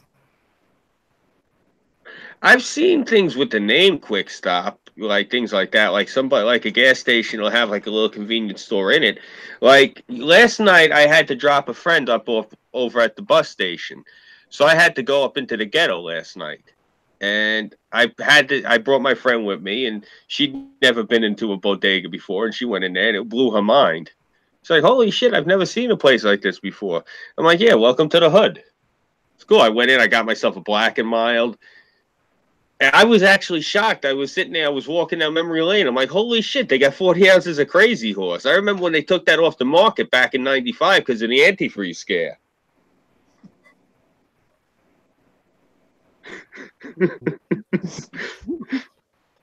Yeah, I had an interesting childhood, to say the least. My teenage years were real fun. Yeah, like what we ever used to do, we would get like we'd go and we'd get malt liquor, and then we go to the pool hall, Mr. Q's pool hall up in North Lindenhurst, and we just sit there and play cushion billiards all afternoon and go sneak into the alley. And like we get one of them styrofoam coolers from 7-Eleven because back in the day you could get them for less than $5. We'd fill with ice, and we just throw the 40s in there. We were brown bagging it, getting fucking destroyed. Oh God. You know, I know that sounds bad, but compared to what these SJW millennial kids do, like these teenagers, that they all, like, I remember like 10 years ago when emo was big, and you know, like they were talking about how bad my generation was because we were a bunch of degenerates that were sitting there rolling dice and smoking blunts. Meanwhile, these fucking kids were sitting up in their goddamn attic with all the blinds drawn, wearing their sister's makeup, fucking cutting themselves. That fucking emo music. Oh yeah, those. Yeah. Generation X. Yeah. My era. Everything is pointless. Well, actually, I'm kind of a little bit I of wish both. they had succeeded. Yeah. Now you got these fucking kids walking around. They're all fucking cross-dressed, and they got their hair looking like bubble gum, and they're telling you you're evil because you laugh at them because they look ridiculous. I'd be looking at some of them like, oh god dang, what the Pat, did I tell you last semester when I went back to the college, I got called in like the first day of college before I even went to any of the classes. The dean had me in there because it turned out I triggered the entire admissions office because they had all the kids working in there. I remember you telling me a story about something like that, but was it the same one? Yeah, they call me in because I go in there and the woman's, I'm like, yeah. She said, yeah, you triggered our entire office and they were afraid of you because of the shit you were saying. You know, I understand I'm paraphrasing the woman. She was like an academic, so she was haughty. So basically, what I just said was it saved us about 3 minutes of her fucking lip flapping bullshit. You know, she used a lot of hyperbole, but basically, the Cliff Notes version is I went in there and scared the fuck out these broads. So. like you gotta understand. Like you see the way I dress when like I'm on camera. That's not like that's not like theatricality. That's literally aside from the hockey mask and that fucking patriotic fisherman's hat. That's usually how I dress when I walk around. You know, out in the world. I'm leather jacket, hoodie. You know, fucking baggy pants and Timbs. Yeah, I dress like a '90s person. Because I'm not dressing like one of these kids with these fucking skin tight leather pants. Yeah, they're all out of their minds. But like I go up into the place and it's funny because every one of them stares at me because these kids, their fashion is just so different than ours. Because I come from the age of unrolled wool hats. You know, I come from the age of starter jackets, of bomber jackets. Starter jacket. Yeah. You know, new era baseball hats, fisherman hats. You know what I'm saying? Like the big bucket lids, bandanas, fucking do-rags, jerseys. You know what I'm saying? I come from that era, and I go in there, and these mincing little bastards are all sitting there. Oh God, they all look like overgrown 10-year-olds in those outfits. I can't stand them. Like. You're old enough to fucking shave and vote. Why are you wearing Oshkosh Bagosh, you soy-fed fuck? That's still a thing. Oh, yes. You gotta see. I seen this fucking girl at the college. I couldn't help it. I pointed and laughed at her. And I felt really bad afterwards, but she's walking towards me. Now, understand, like I said, I'm about 6'2". This girl had to be at least 5'8". And she looked like fucking Punky Brewster. Oh, yeah. She had the pigtails and everything. I would have so taken a picture. I love Punky Brewster. Didn't she have a cartoon back in the 80s? Yes. Oh, yeah. Cartoon and Punky Brewster. And a show. I'm not going to but yeah, I did this once on the stream with Weibo, and it blew Six's mind. Do you remember the little thing that she's friends with, Gloma? Oh yeah, the alien. Oh, it's Gloma! It's Punky's little friend Gloma. She loves you so much. There is this type of voice. Yeah, such an original voice there. Yeah. I used to do that all the time. I used to fuck with my friends' heads because they'd be watching a cartoon and I'd stand behind them and start talking in that voice. They're like, what? Did you hear that? No, what the fuck you talking about, man? Because they don't think it's me. Because if you know what I'm saying? Because if you see what I look like, a big guy, and I got this deep voice normally, and then the minute their back is turned, like, hello, over here, and they're like, what the fuck did that come from? That was a cool cartoon, though. See, that's another thing. They don't make good cartoons like that anymore. That cartoon, oh no, they don't. Even though it was based, even though it was based on her, it was actually they got creative with it. Like, you remember that wrestling cartoon with Hulk Hogan and fucking Macho Man Randy Savage and Roddy Piper? Yeah. Yeah. And they had that stock music from Super Mario Bros. Years later because it's made by the same team, Deke. Yeah. I love that cartoon. That was really good. But I did like the intro. I said, "Oh my gosh, that 1980s, man, that was our era." And like I said, what I liked about the cartoons back then is like, it's like they had the cartoon, which was like I'm saying, a lot of it was like action packed, was like comedy. But at the end, they always had like a lesson to be learned. They had like public service announcements and on all that right there. There was something to be learned. They just didn't lambast you upside the head with it. And the after school special or Schoolhouse Rock. Yes. Yeah. Like I said, we had stuff like the more you know and one to grow on and all the Yeah, and all the PSAs. We had tons of PSAs telling you, like I'm saying, like a lot of things, like like smoking. Only you can prevent forest fire. Woodsy Isle, give a hoot, don't pollute, and then Louis the fucking light bulb talking about don't play around power lines. Like we had all this stuff, but it's like they just told you stuff in a fun way that made you think, yeah, I shouldn't do that right there. They wasn't beating you upside in the head and trying to force you like you gotta do this, you gotta do that, and and just like I said, like waving a finger at you and all that shit right there, and it's like, what the fuck is this shit today? Yeah. See, but that's what I like about Saturday morning cartoons, because they show stuff like that even between commercials. And yeah, I miss that. That's what I miss. Well, I mean, I'm 41, but still, not the point. I hear you. I'm going to be 40 at the end of the month. I'm 37. Yeah, the things like I miss the most from when I was younger. I mean, obviously not now, but I mean, like I feel for these kids because they don't get that. Like the things I miss was every day when I would come home from school, they would have on Reading Rainbow with LeVar Burton. And then every Saturday, I'm pretty sure it was Channel 7 ABC, over here anyway, they would have on Captain O.G. Reedmore. And, yeah, you remember that? They would have like a different book or two every week. Mm-hmm. Yeah, I really, really miss that shit. They'd have educational shit like that for the kids. They used to have on Nickelodeon, I remember that they'd have this every Saturday morning, Mr. Wizard's World. Yes. Oh, like Mr. Wizard. Yeah. Oh, God, I miss that. I love it. That's what I like about Nickelodeon. Mm-hmm. No, that's it. The other thing that they had this on in the 90s, and it was like Mr. Wizard's World. And I remember I watched it like a few times and I was like skeptical, but then like whenever it was on, I'm like, okay, I'm definitely watching this. Because at that point, I was in high school and I discovered reefer at that point. So I'd get up on a Saturday morning, go grab an egg sandwich from the deli and get blown out and watch Beekman's World. Beekman's Oh, World. man. Yeah. Oh my God. Okay. Well, Bill Nye was a great show. Beekman's World beat it out because it was more entertaining. Mm-hmm. Like I said, I had a crush on the Josie girl. I forget her name, but it's like the one they first had on there. Her name was Josie. Yeah. I think I remember another show. I just remember the guy Lester the rat.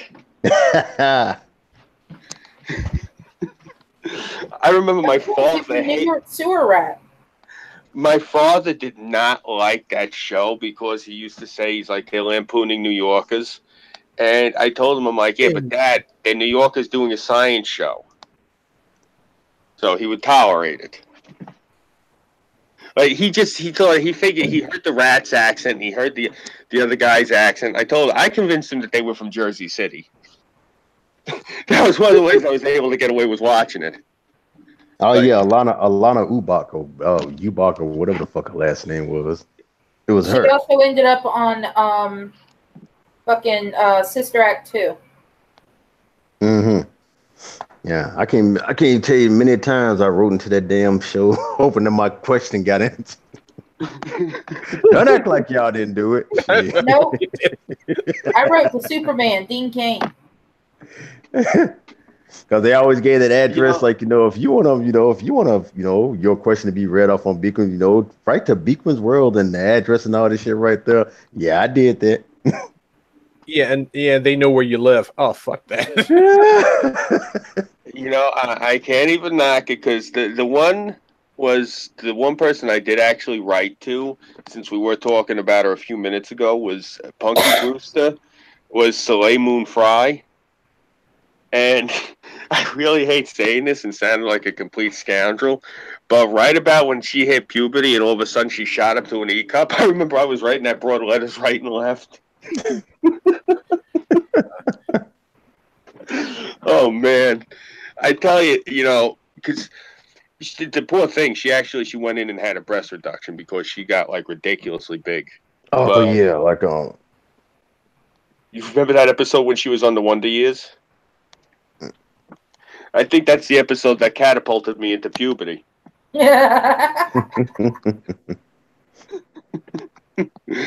Seriously, Paula Abdul did that for me. Yeah, you know it. I remember like she did the one video with the cat, and I always show that to like my Oh yeah, nieces. opposite of And track. Yeah. Yep. yeah, and then she did a video a few years later where I remember it was all in blue, and she had on the cowboy hat and she's dancing on the mechanical bull with the champagne. And I think that's the video you're referring to. Hmm. Like, you know Yeah. what? It was the Rush video that got for me and shit like that. Like what she did with Keanu Reeves before we knew he was Keanu Reeves and shit. Yeah, well, that's I was just about to say. That's like the video that actually probably I can 100% say not only did it catapult me into puberty, I can say I saw this video and said, "Oh yeah, I am definitely straight. There is no doubt in that." Was Janet Jackson with "Love Will Never Do Without You," the black and white one. Oh, Oh my fucking god, she was gorgeous in that. Like I remember when that video would come on, like my blood would run cold. I think I was like maybe 12 when that came out. oh yeah, it was a bunch of hot ass women. I'm saying, like growing up, that I was watching when I was a It kid. wasn't Like I that your said, blood was running cold. It's that, your body was losing blood to the other head. Basically. I'm saying, But you yeah, know what it was? I'm glad I caught that. Yeah. That era, there was a lot of like fuck, I don't know how else to put a lot of Caucasian women out there. They didn't really do it for me, but then you had women like Janet and women. Look, I'm sorry, Terra knows. I've always said round, brown, low to the ground. I like women of color. So when I see Janet in that video, I was fucking floored.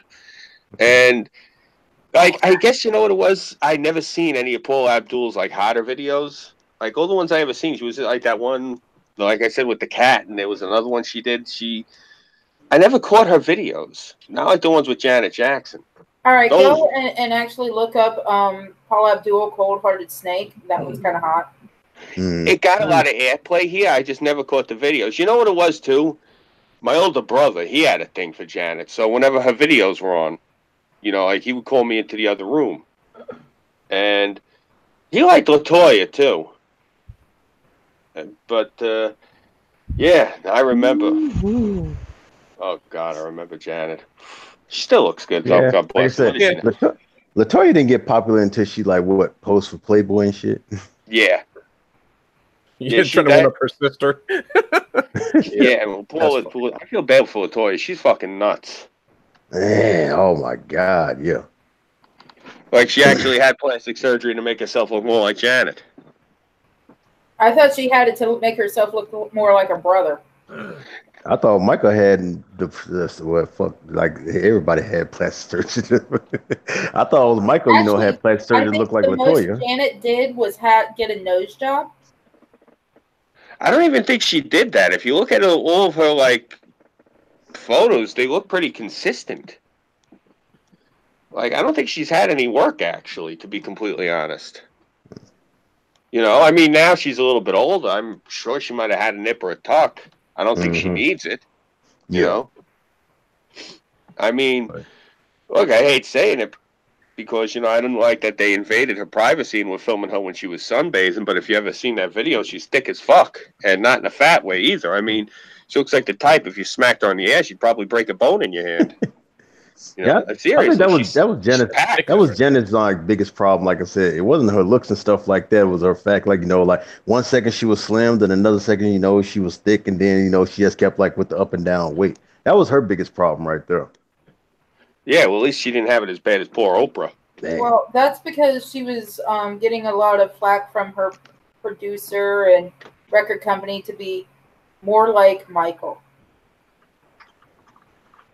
Michael was like Peter More Pan. like He was her anorexic. Michael was rail thin. Look, I'm sorry, but if you ever seen Poetic Justice, that was the perfect weight for her. Seriously.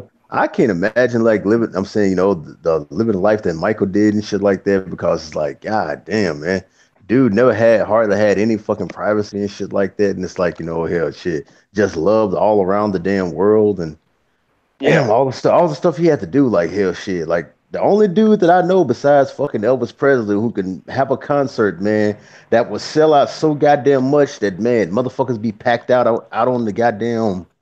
It's like the arena be full and you still have people like on the outside, like watching on screens and stuff like that, still being at these Yeah. concerts and stuff like that. And they have to have like fucking hundreds of freaking paramedics and stuff like that because people passing the fuck out and all that shit like that. Like, damn, anybody who can do stuff like that, man, hey, that's one of the baddest motherfuckers of all goddamn time. And just think when I'm saying with his fans and stuff like that, hell, even the ones that would like be like charging the stage and shit like that, Mike always kept it cool. He wasn't like one of those assholes like get this person out of here or nothing like that. Like I think Yeah. like that one time, like it was like I think it was like in Korea when he was doing like the Earth song, and he had jumped on the crane, and one of these jackasses like ran up on the damn crane and stuff like that to hug onto him, and so Mike, he done went from doing this performance to like holding on to this kid for dear life while still doing the whole entire thing, and it's like once they got him down, shit, kid wouldn't hardly fucking let go, like. Shit, you have to be a bad motherfucker to live that type of life right there, and then go through all the fucking the shit that he went through, all the controversies and stuff like that, which they still fucking with him to this day, even after his death. It's like they still, doing that stuff right now because it's been all over Twitter. Talk about Michael Jackson was molested. I'm like, man, won't y'all let the man just rest in fucking peace and shit like that? Stop trying to tarnish shit just because y'all ain't got nothing better to goddamn do. That's more than that. They don't want to get that money. They figured they saw a new opportunity to cash in and get more bread. And it's ridiculous. Yeah. Well, it's one of those things where enough of these people have come out and said he's obviously the man was a fucking weirdo. There's nothing, no slicing that. But that doesn't mean that he was some degenerate. And all I've seen is proof that Michael Jackson was weird. I've not seen proof that Michael Jackson was a pedophile. Mm-hmm. Now, apparently in the court of public opinion, they don't seem to see a difference between the two. I see a difference between the two. If you got one where one guy is like living like Peter Pan and hanging out with the kids and playing games with them, yeah, that's weird. Yeah, that's creepy. But then you got the other scenario where the guy is holding the kid down and he's sticking his hand up the kid's ass. That's criminal. And I only see creepy. I don't see criminal. You know what I'm saying? And I don't think that they should be tarnishing him. I agree with you on that, Pat. They shouldn't be going after this man with that solid proof.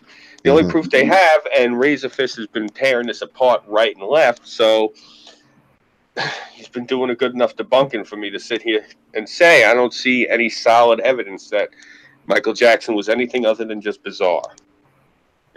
Nothing to me says that he was hurting no kids.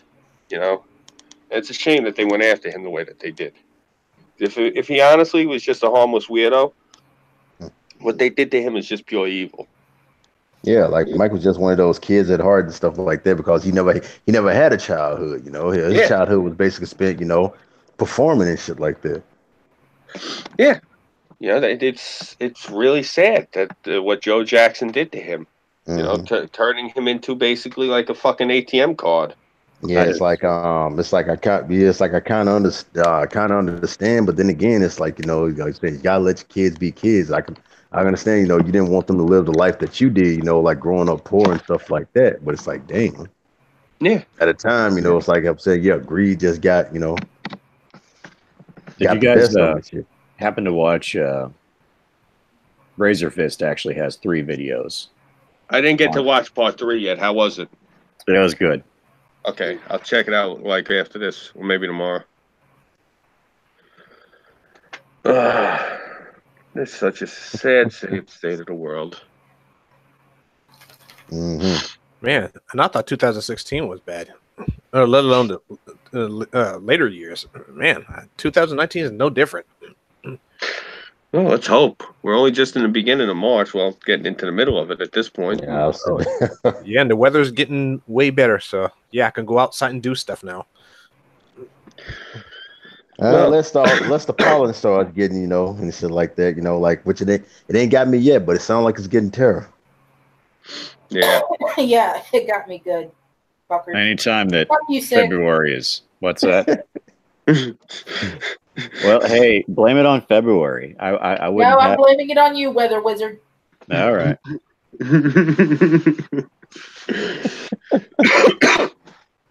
Like I said, we haven't got the pollen yet, but I know it's coming. Like I said, I know it's coming. Like I said, when the car washes start getting popular, because all this shit, every car turns fucking yellow. Mm. Like, wasn't your car white yesterday? Shit. Yeah. Now it looks like an avocado. Looks like Bumblebee and shit. Yeah. Yeah. Fucking trees having sex all over the car. Oh man. Yeah, tree sex. I didn't want this STD, man. Yeah. I wish I could move somewhere where that's not going to happen, where I'm not going to have to deal with all that pollen. Oh, I was looking into Miami. I don't think palm trees shed pollen. There's no escape. Optimus Christ is in the chat, says the lack of praising Doug disturbs me. The lack of what? Praising Doug. Mm. Gotta praise Doug. Praise Doug. Yeah. Praise Doug. There, the praising Doug has been done now. Oh, hail Elf Mama. There you go. I shot Optimus a link a little while ago. I think he got it. He can always hop in.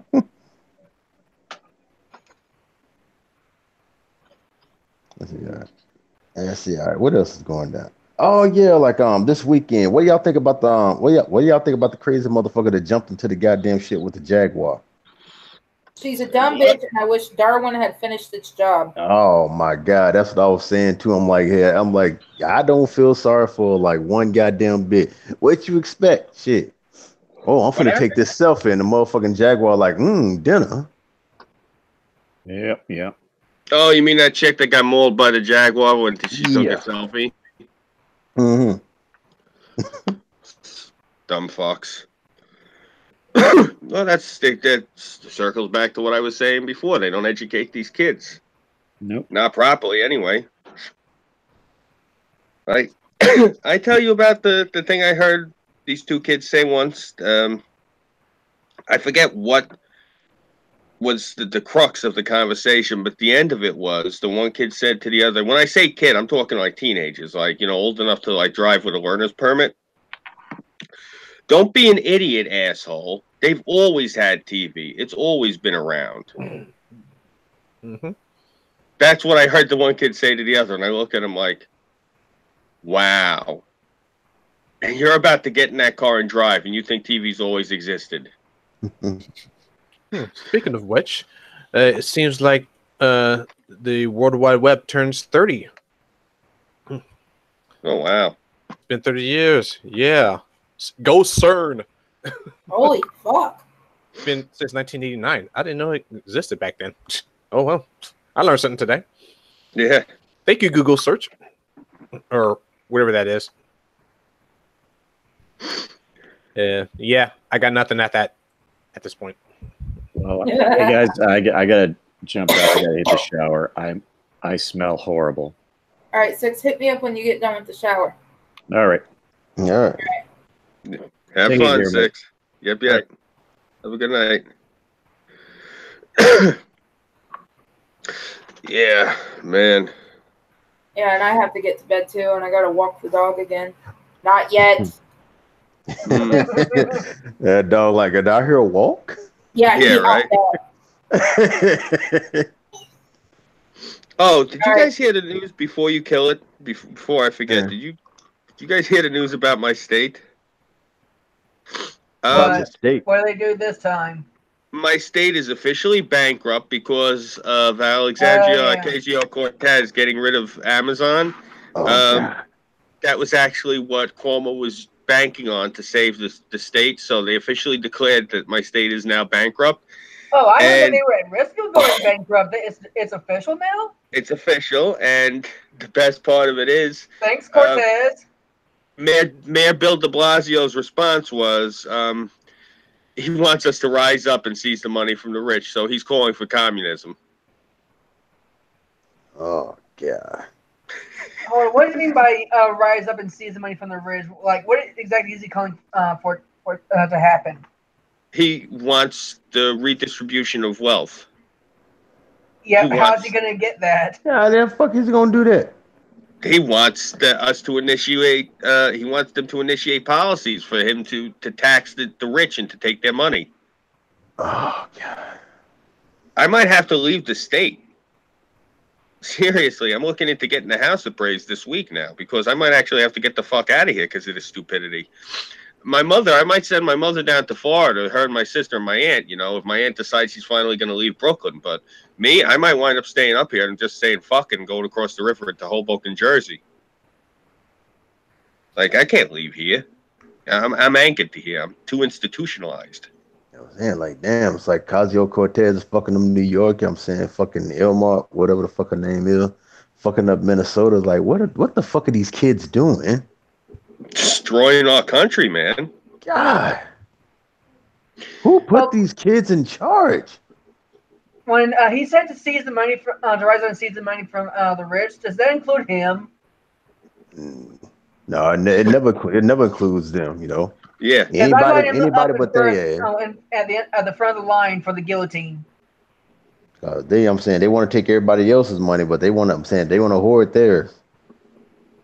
You know what I love is they say that they're doing it for you and me. They're doing it for the person of color and the ethnic minority, respectively. They're doing it for us. Yeah. You know what? As somebody who represents less than a certain percentile of people in this country, I'd be the first one to say, stop representing my ass. Seriously. You don't be sitting here trying to wrap my name around the shit you're doing to my country. Seriously, with that bullshit. Mm-hmm. We're doing it for you because you have no voice. The fuck out of here. I can talk for myself. But when the shit hits the goddamn fan, who's the first motherfucker they want to blame? Mm-hmm. The person who they claim to be representing. Well, we wouldn't do it if it wasn't for them. I said, no, we never asked you to. Yeah. Bunch of lying bastards, everyone. Mm-hmm. Exactly. Especially her. Did you hear what she said today? What, Cortez? Yeah. What? She called America garbage. I'm like, then why? I'll be like, then why the fuck is your ass here? Yeah, seriously. Does that make her a garbage pail kid? Yeah, that's what I'm saying. As much as these motherfuckers shit on goddamn America, like I'm like, why the fuck you here then? If America is so goddamn jacked up, so racist, so sexist, so this and that and everything, why is your punk ass still here? Yeah, seriously. You know. And it's people like her that it really bothers me, you know, like it's people like her that give new Americans a bad name, like people who are here for like less than 3 generations. As somebody who is considered a new American, aka me, basically, as somebody who's only been here 2 generations, my family came here in the late 30s. I take offense to people like her making, you know, immigrants and new Americans look lazy and stupid. Seriously, she has lived with the silver spoon, and she's as dumb as a fucking brick. Man. Yeah. The fact that she's glossed through on her education. Where did she go? She went. I think she went to actually like Harvard business or some shit. They were saying. I couldn't believe it when I heard them say where she went to school. My jaw was hanging. How the fuck could they actually give this girl a degree in good conscience? This virtue signaling horseshit that they're doing. Oh, we have to give them a degree because if not, we're going to be accused of shit. We'll let them accuse. Yeah, seriously. And then there's this shit going around on Twitter. I don't know if it's a joke or nothing. Talking about she answered a casting call or some shit. Yeah, no, they're dead serious. Cenk Uygur and fucking David Pakman and Kyle Kalinske, the 3 Stooges, had a casting call like a year or 2 ago, looking for somebody to put in as a candidate, and they cast her. I guess because she. So that's just for real. Yeah, that's for real. It's 100% legal too. 100% legal. It's the same thing they did with Obama too. They look for candidates that they want to groom. The Republican Party did it to me back in the early 2000s. You know, I was just starting out in media, so there was no way in hell I was going to get hooked up to the Republican Party. Not when you had Dick Cheney as the face of it. So, you know, nothing against the Republicans, but I mean, Jesus, Cheney scares the shit out of me even now, and the man's well retired. Oh, so it's one of those things on both sides. Yeah. Yeah, that's what they do. They look for somebody that they can groom. And unfortunately for them, I guess, well, she's not the ugliest thing on earth. It's just those eyes are fucking bugged. But I mean, that's what they went for. They went for a girl that looked good in the looks good in the suit. She can do the whole pantsuit thing. She can do the dress thing. I mean, I personally think that she looks like the actress who played the Wicked Witch of the West when she dresses down. You know, like what was her name in the movie? Terra, help me out. In what movie? Wizard of Oz. Whose name? The Wicked Witch of the West, when she's actually on the bicycle still, when she takes the dog. Shit, who is that? I don't fucking remember. No, the character's name in the movie. I don't remember. I don't. All right. I wasn't ever paying attention to her. Wait, we talking about the actress who played the Wicked Witch of the West? We're talking about the 30s movie, or are we talking about something? The one in the 30s. I'm talking not the actress herself. I'm saying the character in the movie. Like in the beginning, when it's still black and white, the witch is actually some old broad that lives down the road that's trying to steal the dog. She rides a bicycle. Yeah, I think she was played by Margaret Hamilton. Right. No, I mean like the character's name in the movie is Mrs. Something or Other. She's like, Mrs. Something or Other is going to take Toto. Well, I seen Alexandria Ocasio-Cortez when they had her walking through the fucking airport and they're asking her questions. And I'm like, holy shit, you're 28. Why do you look like that broad? Seriously, what the fuck? Why are you dressed like old Mother Hubbard when you're out in the airport? It just don't make no sense to me. But yeah, no, they had a casting. Mrs. Gulch or whatever the fuck her name was. Yeah, that's it. Gulch, I think it was. Mrs. Gulch. Thank you. Yeah, she's walking around dressed like Mrs. Gulch. She's got on her grandmother's dress. Like, that's another thing with the optics. And yeah, I forget the video you're talking about, but the guy was talking about it. Yeah, that's exactly what they did. They had a casting call for her, and she fit the bill. Her brother's actually the one that submitted her tape. Yeah, they were saying it, and she was on. They had some like explaining like at the time she got the call and stuff like that. She was like I'm like what, she was working in a restaurant or she was bartending at the time or what the fuck ever. Yeah, and it's like how you said, she just fit the bill, and hey, and well, here the fuck she is right now, here shit in fucking Congress and stuff like that, creating all this goddamn havoc and sounding like a fucking dumbass in the goddamn process. Well, you guys have to look into something because David Pakman is attached to this. David Pakman's actually a professor up over in, I think it's in MIT, and he's young. He's younger than us. He's about maybe 35 at the most, and he's he is originally, I don't know if he was born here or if he is originally from Argentina, but his father was a Zionist in Argentina and had to flee because he was a revolutionary. He was a communist revolutionary. So this lunatic is the son of a Zionist communist revolutionary from Argentina. And that's the economic model he's trying to push, and he's using her to push his agenda. If you ever see this guy, he's got this fucking moron that he keeps on the set. It's like his own personal pet winged monkey and Yes Man. And there's him, and then there's that Kyle Kalimsky. If you ever watch him, I mean, I know that they're both attached to Cenk Uygur because they're both part of the Young Turks network. Cenk is a fucking... He's a doddering imbecile. I don't particularly care for Cenk. Right. But these two they're the worst. They're complete propagandists. They're full-blown communists, the two of them. And these are the guys who, one is from New York, one's from Massachusetts, and they're the ones that put this broad into office. That's what I'm trying to say. This is, because all that crazy shit that I had go on with myself over the summer, because for whatever reason I turned into a human bullseye. What I've been saying for months got drowned out, and this broad got elected, and now it's coming home to roost. And everything else I've been saying for months, now this finally somebody else is saying it, so it's getting attention. I could care fucking less. I could care less if it's attached to me, is what I'm saying. The point of the matter is it's out there, and people are starting to fucking wake up and hear what been saying. The fact that it's not me they're listening to, I could give a fuck. The point is the information's out there, and this broad is bad news, and she's backed up by the fucking three stooges of the hammer and sickle. Seriously.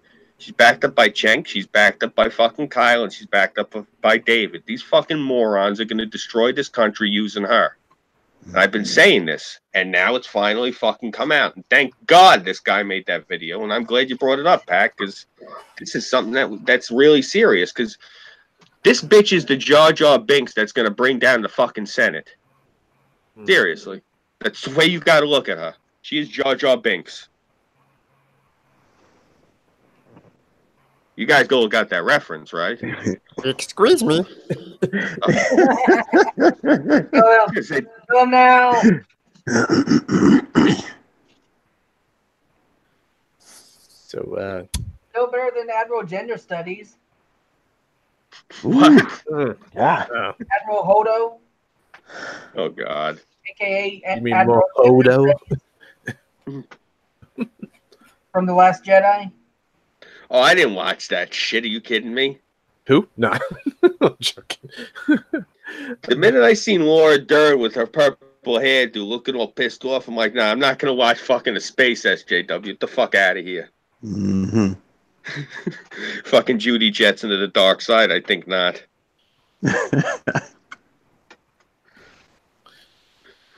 Seriously. When everyone told me that they opened the movie with a comedy sequence, I said, nah, I'm not watching this then. They destroyed the franchise. Real nice. Been watching that shit for 35 fucking years or longer. As far back as I can remember, and they had to do that shit. Yeah, it's been going downhill ever since. Yeah. Yeah. Yeah. Next thing you know, they're going to do the female version of the A team. They call it the V team. Oh God, don't give them ideas. Oh my! I was joking. Oh my! They really are doing that? Yeah, they're doing a female A team. Yeah. What? Really? It's the V team. It's not the A team. It's the V team. Oh God damn! Please don't let Leslie Jones play as B.A. Baracus. Oh God damn it! You know that's who they're gonna cast. Oh. Yeah. See, we try this because Ghostbusters didn't do well for us. Now, see, it would be best if they, had the woman that played Dorothy to play Murdoch. Yep. I gotta say, I feel bad. That was the main guy, right? The old man. No, the Murdoch was the nut job. The old man was Hannibal. Mm-hmm. Okay, Hannibal. Yeah. Yeah, Hannibal. Dorothy face was the crazy one. Dorothy from Golden Girls would play great as Hannibal.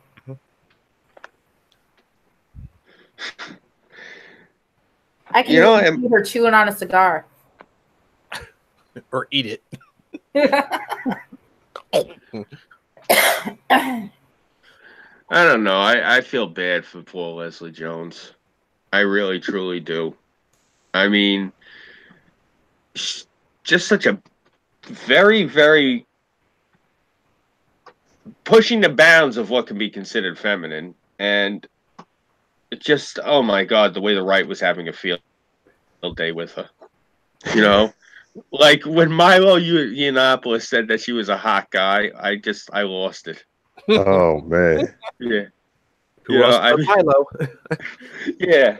I mean, I honestly, that's one of those things, and I've in the past, like I got mad at somebody a few months ago, and I said a few things about the person's looks, and it's one of those things I regret because, you can't control the skin that you're born in, and you definitely can't control the way that you look to the outside world, and that's one of those things I always tell people, you shouldn't get on a person because of their appearance. That's one of the one things, not even on like some racist shit. I'm talking about on like if somebody's ugly, you don't inform them. I'm sure they're aware of it. You don't got to point it out to them. Same thing as if they're fat or if they're short or if they got anything wrong with them. If their feet look like Florida, I mean, seriously, anything you can think of. You don't sit there and like point it out to them like, holy shit, what the fuck's wrong with your feet? I mean, they know. They look down. I'm sure that they don't constantly look straight ahead. They got the idea. They got ugly feet. It's one of those things like And the way that they went at her with hammer and tongs, like, you know, it's one of those things like, look, I do not like Nancy Pelosi, but I don't like the shit that they say about her when they go after her appearance. The same thing I don't like when they were saying shit about Hillary, because it's one of those things like, go after somebody for the content of the character and the shit that comes out their mouth. You know, shit that they should actually curtail. You know, I mean, certain things within reason.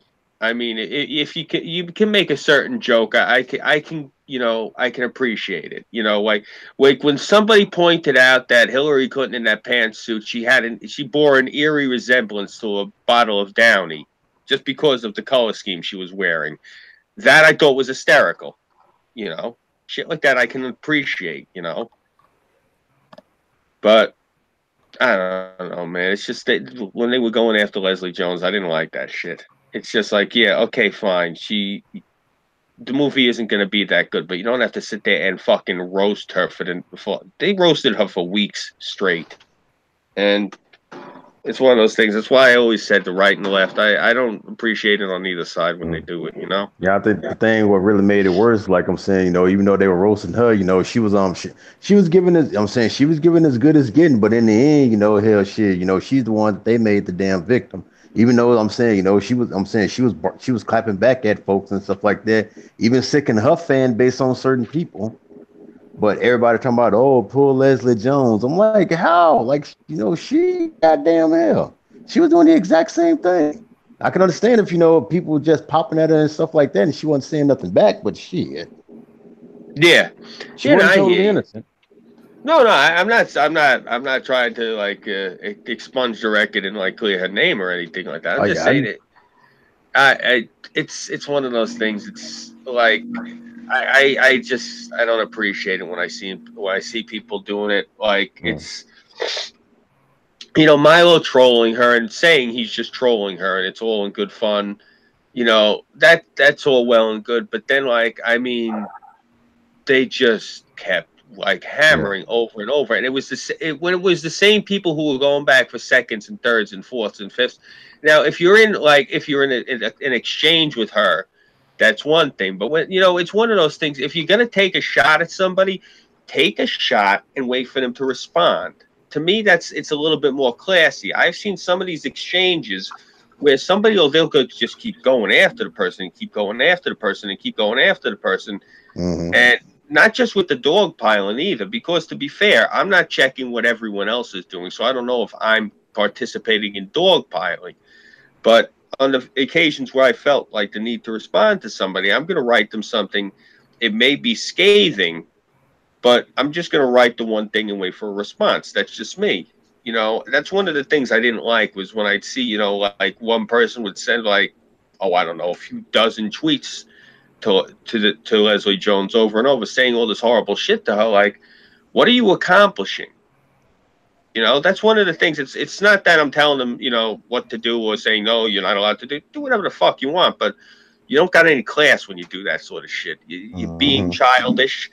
You know, be a lady, be a gentleman, if you don't identify as either one of them, fuck it. If you identify as a rubber plant, fine, be a fucking rubber plant. But, you know, have some dignity about it.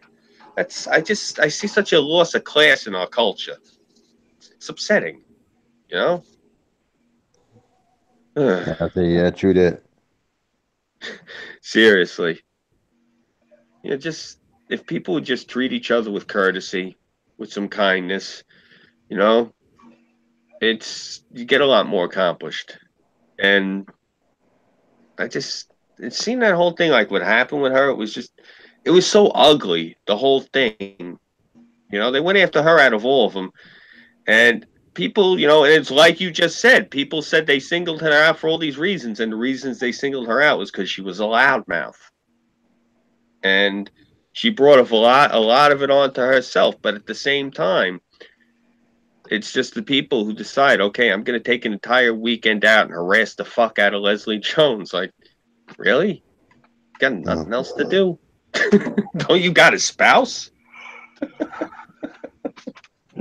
I don't know. I'm sorry. I don't mean to go off on a tangent about it. It's just one of those things. I see people attacking people on Twitter, and it's like, you know, have some class about it. You want to debate them, challenge them to a debate. Don't sit there and fucking beat them with the fucking Twitter. Yeah, that kind of happens. Yeah. Yeah. It's just, I don't know. Yeah, because all it does is take one tweet in, for 10 or 11 something years ago, and then bam, you're done.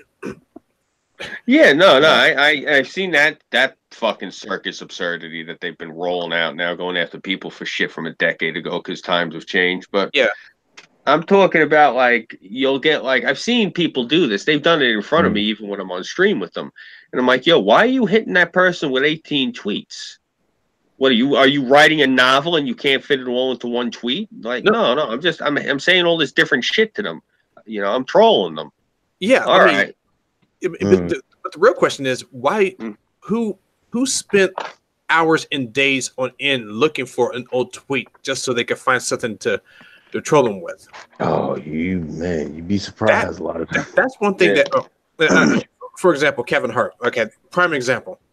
Yeah, he mentioned that on the Ellen Show about that somebody actually wasted all their time just to look for one tweet to break someone down and ruin their reputation.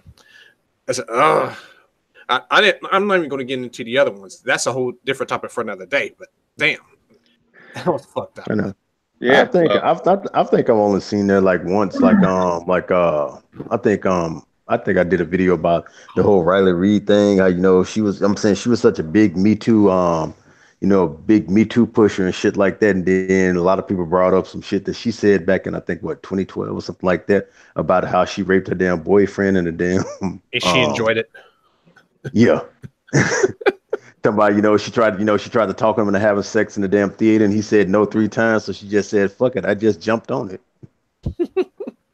Riley Reid, that's the point. Yeah, all right. It's okay. Yeah, it's okay that's when the a woman point. does it. Yeah, like I said, she actually used the words rape. Like I said, yeah, like I raped him right then and there. Now, you've seen a lot of people, other people have done stuff like that. Of course, Me Too just screeched all over the goddamn world, and then like her being such a Me Too pusher her damn self. When that stuff came out, it's like, man, people just like, oh, so it's okay when you do it.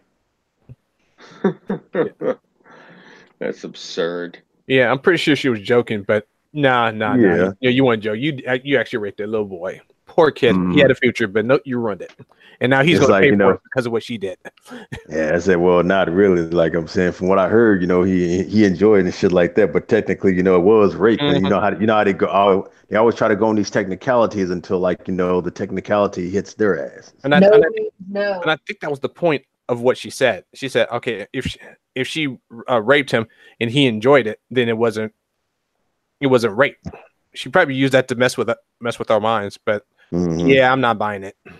Yeah, but it was just, I'm saying, everybody was just hitting on the technicality of it. Anyway, like I said, when she got reminded of it, the first thing did, like I said, she erased that shit. Well, she tried to erase that shit for existence, but it's like, nah, once it's on the internet, it's archived. Yeah. And, I'll just say this, and as a journalist, one of the things that we do is if we get you in our crosshairs and we decide that, you're a target worthy of it, we will go and we will dig and look. And yeah, I mean, I personally have not dug through people's Twitter feeds looking for shit, but I mean, when I've been looking for shit on people, oh yeah. I'll dig into anything to find out about them, because if they're up to no good, that's the reason I got into this racket. Because when I was a kid, I grew up, seeing all sorts of people, gangsters, criminals, thugs, the worst of the worst, politicians that were dirty. I mean, you see cops, anything, you name it, and they were all scared of one thing: journalists. Because all you need to do is get a little bit of information on these people and you can destroy them. I mean, look at how many times you've seen shit that comes out in the news and people's lives are destroyed by it. Yeah. But that's the thing is, it's kind of like it. I equate journalism to owning a gun. And what I mean by that is, if you use it the wrong way, you can destroy somebody's life. There's a reason why they say the pen is mightier than the sword. Exactly. And that's what I was interested in, and that's what got me into it. And that's the sad thing is now what you're seeing, like when they're going after these people with these 10-year-old tweets.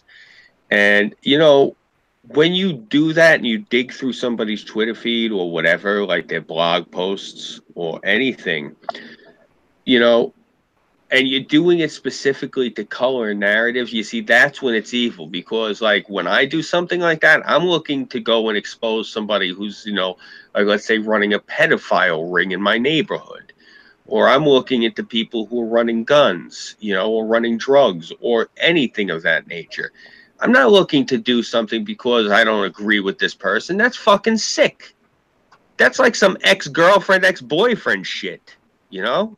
Or the people who are basically, you know, advocating for this and that, and then you find something back in their past, like, you know, like, hold on, wasn't you saying this shit back in the day?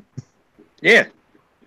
Yeah. Now, I mean, that also puts us in an awkward situation too, because on the likewise now, for if people like who agree with us start looking and digging into people like Ocasio-Cortez to pull up shit on her. Now, I mean, when they go after somebody like Tucker Carlson, just because he's a journalist, you know, and he's not even like a hardcore journalist, he's more like a pundit. It looks a little bit crazy. But when you go after somebody like a politician or somebody who's a really big fucking rainmaker, well, then you see it's a little bit more justified. But again, when you're doing it to color a narrative, like they went after her with the whole thing with the dancing a few weeks ago, and they really, Oh it yeah, was a that bit, was stupid. that was a reach. It was a really bad reach. Mm-hmm. And it's things like that I don't like. And this is why I always identify as a centrist, because I tell people all the time, both sides, they do shit I don't agree with. A lot of the shit I don't agree with, the propagandizing. I am terrified of fucking communism, but I'm not going to sit there and fucking start lying and making shit up, because when you get caught doing it and you get caught fucking blowing shit out of proportions like that shit with the dancing, you look stupid. Mm-hmm. I know. Yeah, my thing has always been like, you know, like I said earlier, you know, when people sitting up here advocating for something, you know, like talking about, oh, you shouldn't do this and you shouldn't do that. And I'm saying that's a horrible thing, and I'll never get caught doing it. And then all of a sudden, it's like, you know, you reach into their past, and you know, and you find out that they actually did that themselves. Like, yeah, you remember when Tana Mojo and the iDub thing went down? Like I'm saying, you know, where he had trolled her and shit like that, and talking about, you know, like say the N word and all that right there, and then she went on this whole YouTube video talking about, oh, that's the most disgusting thing they ever say, and I'll never do that, nothing like that. And then there were videos of her just bopping out the motherfucking N-bomb left and goddamn right, and you're just like, really? Now shit like that, you know, I'm for exposing, like, you know, don't say that you wouldn't do something and then, you know, you get caught doing it in your damn past, because you're gonna look ridiculous. That's why I'm like, you know, I always, you know, staying the way that I am right there, you know, like, so if I ever do get popular and you find some shit on me and stuff like that, like, yo, you know, your boy Pat said this and that back in the day. I'm like, yeah, you're damn right I did. I don't apologize. Yeah. Well, there's two things we got sayings for in this neighborhood. And one of them is the brighter the picture, the darker the negative. Mm-hmm. And that's why I tell people, be careful what you do, because they can find anything nowadays. That's why I Oh don't do man. anything. I don't ever say or do anything I ain't ready to fucking admit to and reestablish why I said it. Right? I don't know if you watched like a lot of the videos that people tried over the past few months when they decided they were going to confront me about shit. Yeah, I don't back down. I stand my ground, and if I said something, and a lot of it is, I hate saying it, a lot of it is snowflakery, because a lot of people, a lot of my problems in the past few months was Scooby said the mean words that hurt everyone's feelings. Basically what the gist of it was. And hey, look, I'm rough around the edges, you know, and if I say something to you, come confront me about it. We can do it privately. You don't have to get every fucking Tom, Dick, and Harry within a 50,000-mile radius involved in shit. You know, But then it's not exciting. Yeah. You know? I want people to see this. You want excitement. Backup. You want excitement. Paint your genitals with brown gravy and stick a ferret in your pants. Serious. These fucking people, they want excitement. Christ, I got an idea. Do that fucking Bird Box shit and go to San Francisco and play with the trolleys. And sit here and fucking talk. You know what I'm saying? Like, they want excitement off of fucking my back, off of your back, off of her back. Like, seriously, who the fuck are these people? Like, you know, I tell people all the time, God bless. I got no problem with you. You know, as they say, vaya con Dios. Like, that's all I can tell them. I'll continue to do it the way I've always done it. My ex made me start doing it, and I found it hilarious. Vaya con Diablos. Like, you know what I'm saying? I don't want to sound like an asshole, but it's like I'm very apathetic towards a lot of these people. And I was talking to Burnside about it like night before last, and I said to him, because I said, you know what it is, man? I'm from New York. You're from Chicago. You know, walking outside to get your mail, if you don't pay attention, you run the risk of getting blown away. Like around by me, if I mouthed off to the wrong person, I could get fucking clipped like that. There's like 90% of the people, maybe 95% of the people that we stream with, bless you, don't live in that sort of an environment or experience shit of that nature. I said, that's why we're dealing with people who are sitting here getting all fucking up in knots and shit over the shit that you and I say. I said, because their worlds are a lot more softer and plusher than ours. I said, look, we've seen these people off stream when the cameras are on, you know, when everyone's off, you know, we're off air and, you know, everyone's running their cameras and everyone's got beautiful fucking microphones. Everyone's got like the computer setups and the monitors and everything. I said, they're in a different world than you and me. I said, so, you know, because he was, you know, getting a little resentful about like how a lot of people are on YouTube. And I told him, I said, look, YouTube and Twitter breed one thing: snobs.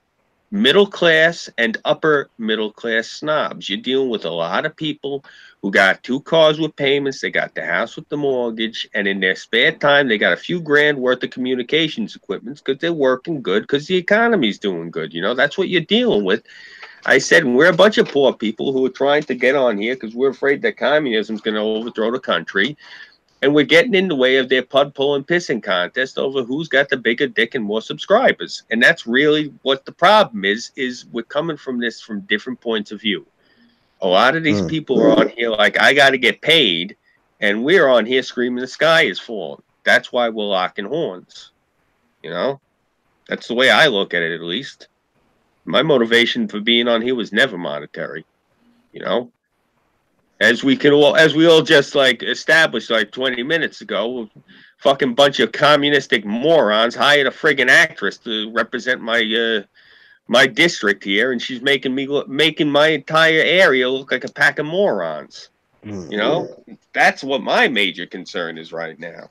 I can flying fuck less. Everyone, oh, Scooby's an asshole. Yeah, fine, all right, pucker up, Buttercup. I don't give a shit. Ugh. You know. All right, I gotta get to going to sleep. So let's start with the shilling. I already know my brother ain't got jack shit to shill. So You know that. What? You don't know that. Do you have anything to shill? No, you're right. Yeah. Look at that. Nice. Dallas, Yes. do you have anything to shill? What I'm going to do is Fat to Shira. I'm on a binge here. The 80s version, not the new one. I'm saying if you can go, yeah. I would keep that to myself, but I'm just saying. I got nothing to lose at this point. Gotta love those boyish lesbians. Yep. Scooby? What's today's date? The 12th. All right, you guys know the deal. I'm Scooby331. You can follow me here on YouTube. I'm on Minds.com, Gab AI, Patreon, and PayPal. Crowdfunding would definitely be appreciated at this point because on the 17th, I am going to go watch them make a mockery of my mother's heritage and go into the St. Patty's Day parade and watch all these assholes get drunk and prance around in leprechaun outfits, which I'm not joking. I don't know if they're going to have a parade here. Huh? But I don't know if they're going to have a parade here. Sometimes they do, sometimes they don't. Well, if they do, definitely film it. It'll be good to contrast. I'm going to try to stream it live while I'm there. Yeah, I think it's on a Sunday, so which means I got to go in there and deal with all this shit. So, but yeah, that's pretty much what I got coming up right now. Maybe cut a video or two. And yeah, that's pretty much everything I got cooking. Pat? See. Well, everybody knows me. I'm your boy Pat. You can follow me on Twitter, your boy Pat47. I'm also on here on YouTube under the same guys where I talk about a whole lot of stuff. I got a couple of videos that I'm trying to work on right now, and I guarantee you, like I said, the videos I got coming up, man, I'm saying, littles and a couple of females, they're gonna be really pissed off by them if they ever get a hold of them. Cause man, there's a whole lot of stuff I've been thinking about lately, and I just got to talk about it. Awesome. And of course, I am Terra, your favorite cyber bitch. So Burnside and I have decided that we're gonna try for end of July, end of June, beginning of July for me to fly to Illinois. So I am actually needing $268. That's how much the ticket is. And that's straight through Delta. I've looked at everything else. That is actually the cheapest price. So if I know we were saying earlier, we're not here for monetization. I'm not, but your donations would help. So anything I'll do, even like $1.50, like someone donated to me last time. So yeah, if you can help me out, that'd be awesome. I even when I do laundry, I find change, I throw it in my change jar. That's going straight to the bank. So, I'll try to help you out if I get anything. I know between the working and the saving myself, it's like, yeah. I'm not worried about you, Pat, but maybe after your trip, you can start sending me some cash. All right. All right. Have a good night, everyone. Yep. Good night, everybody. Good night, all.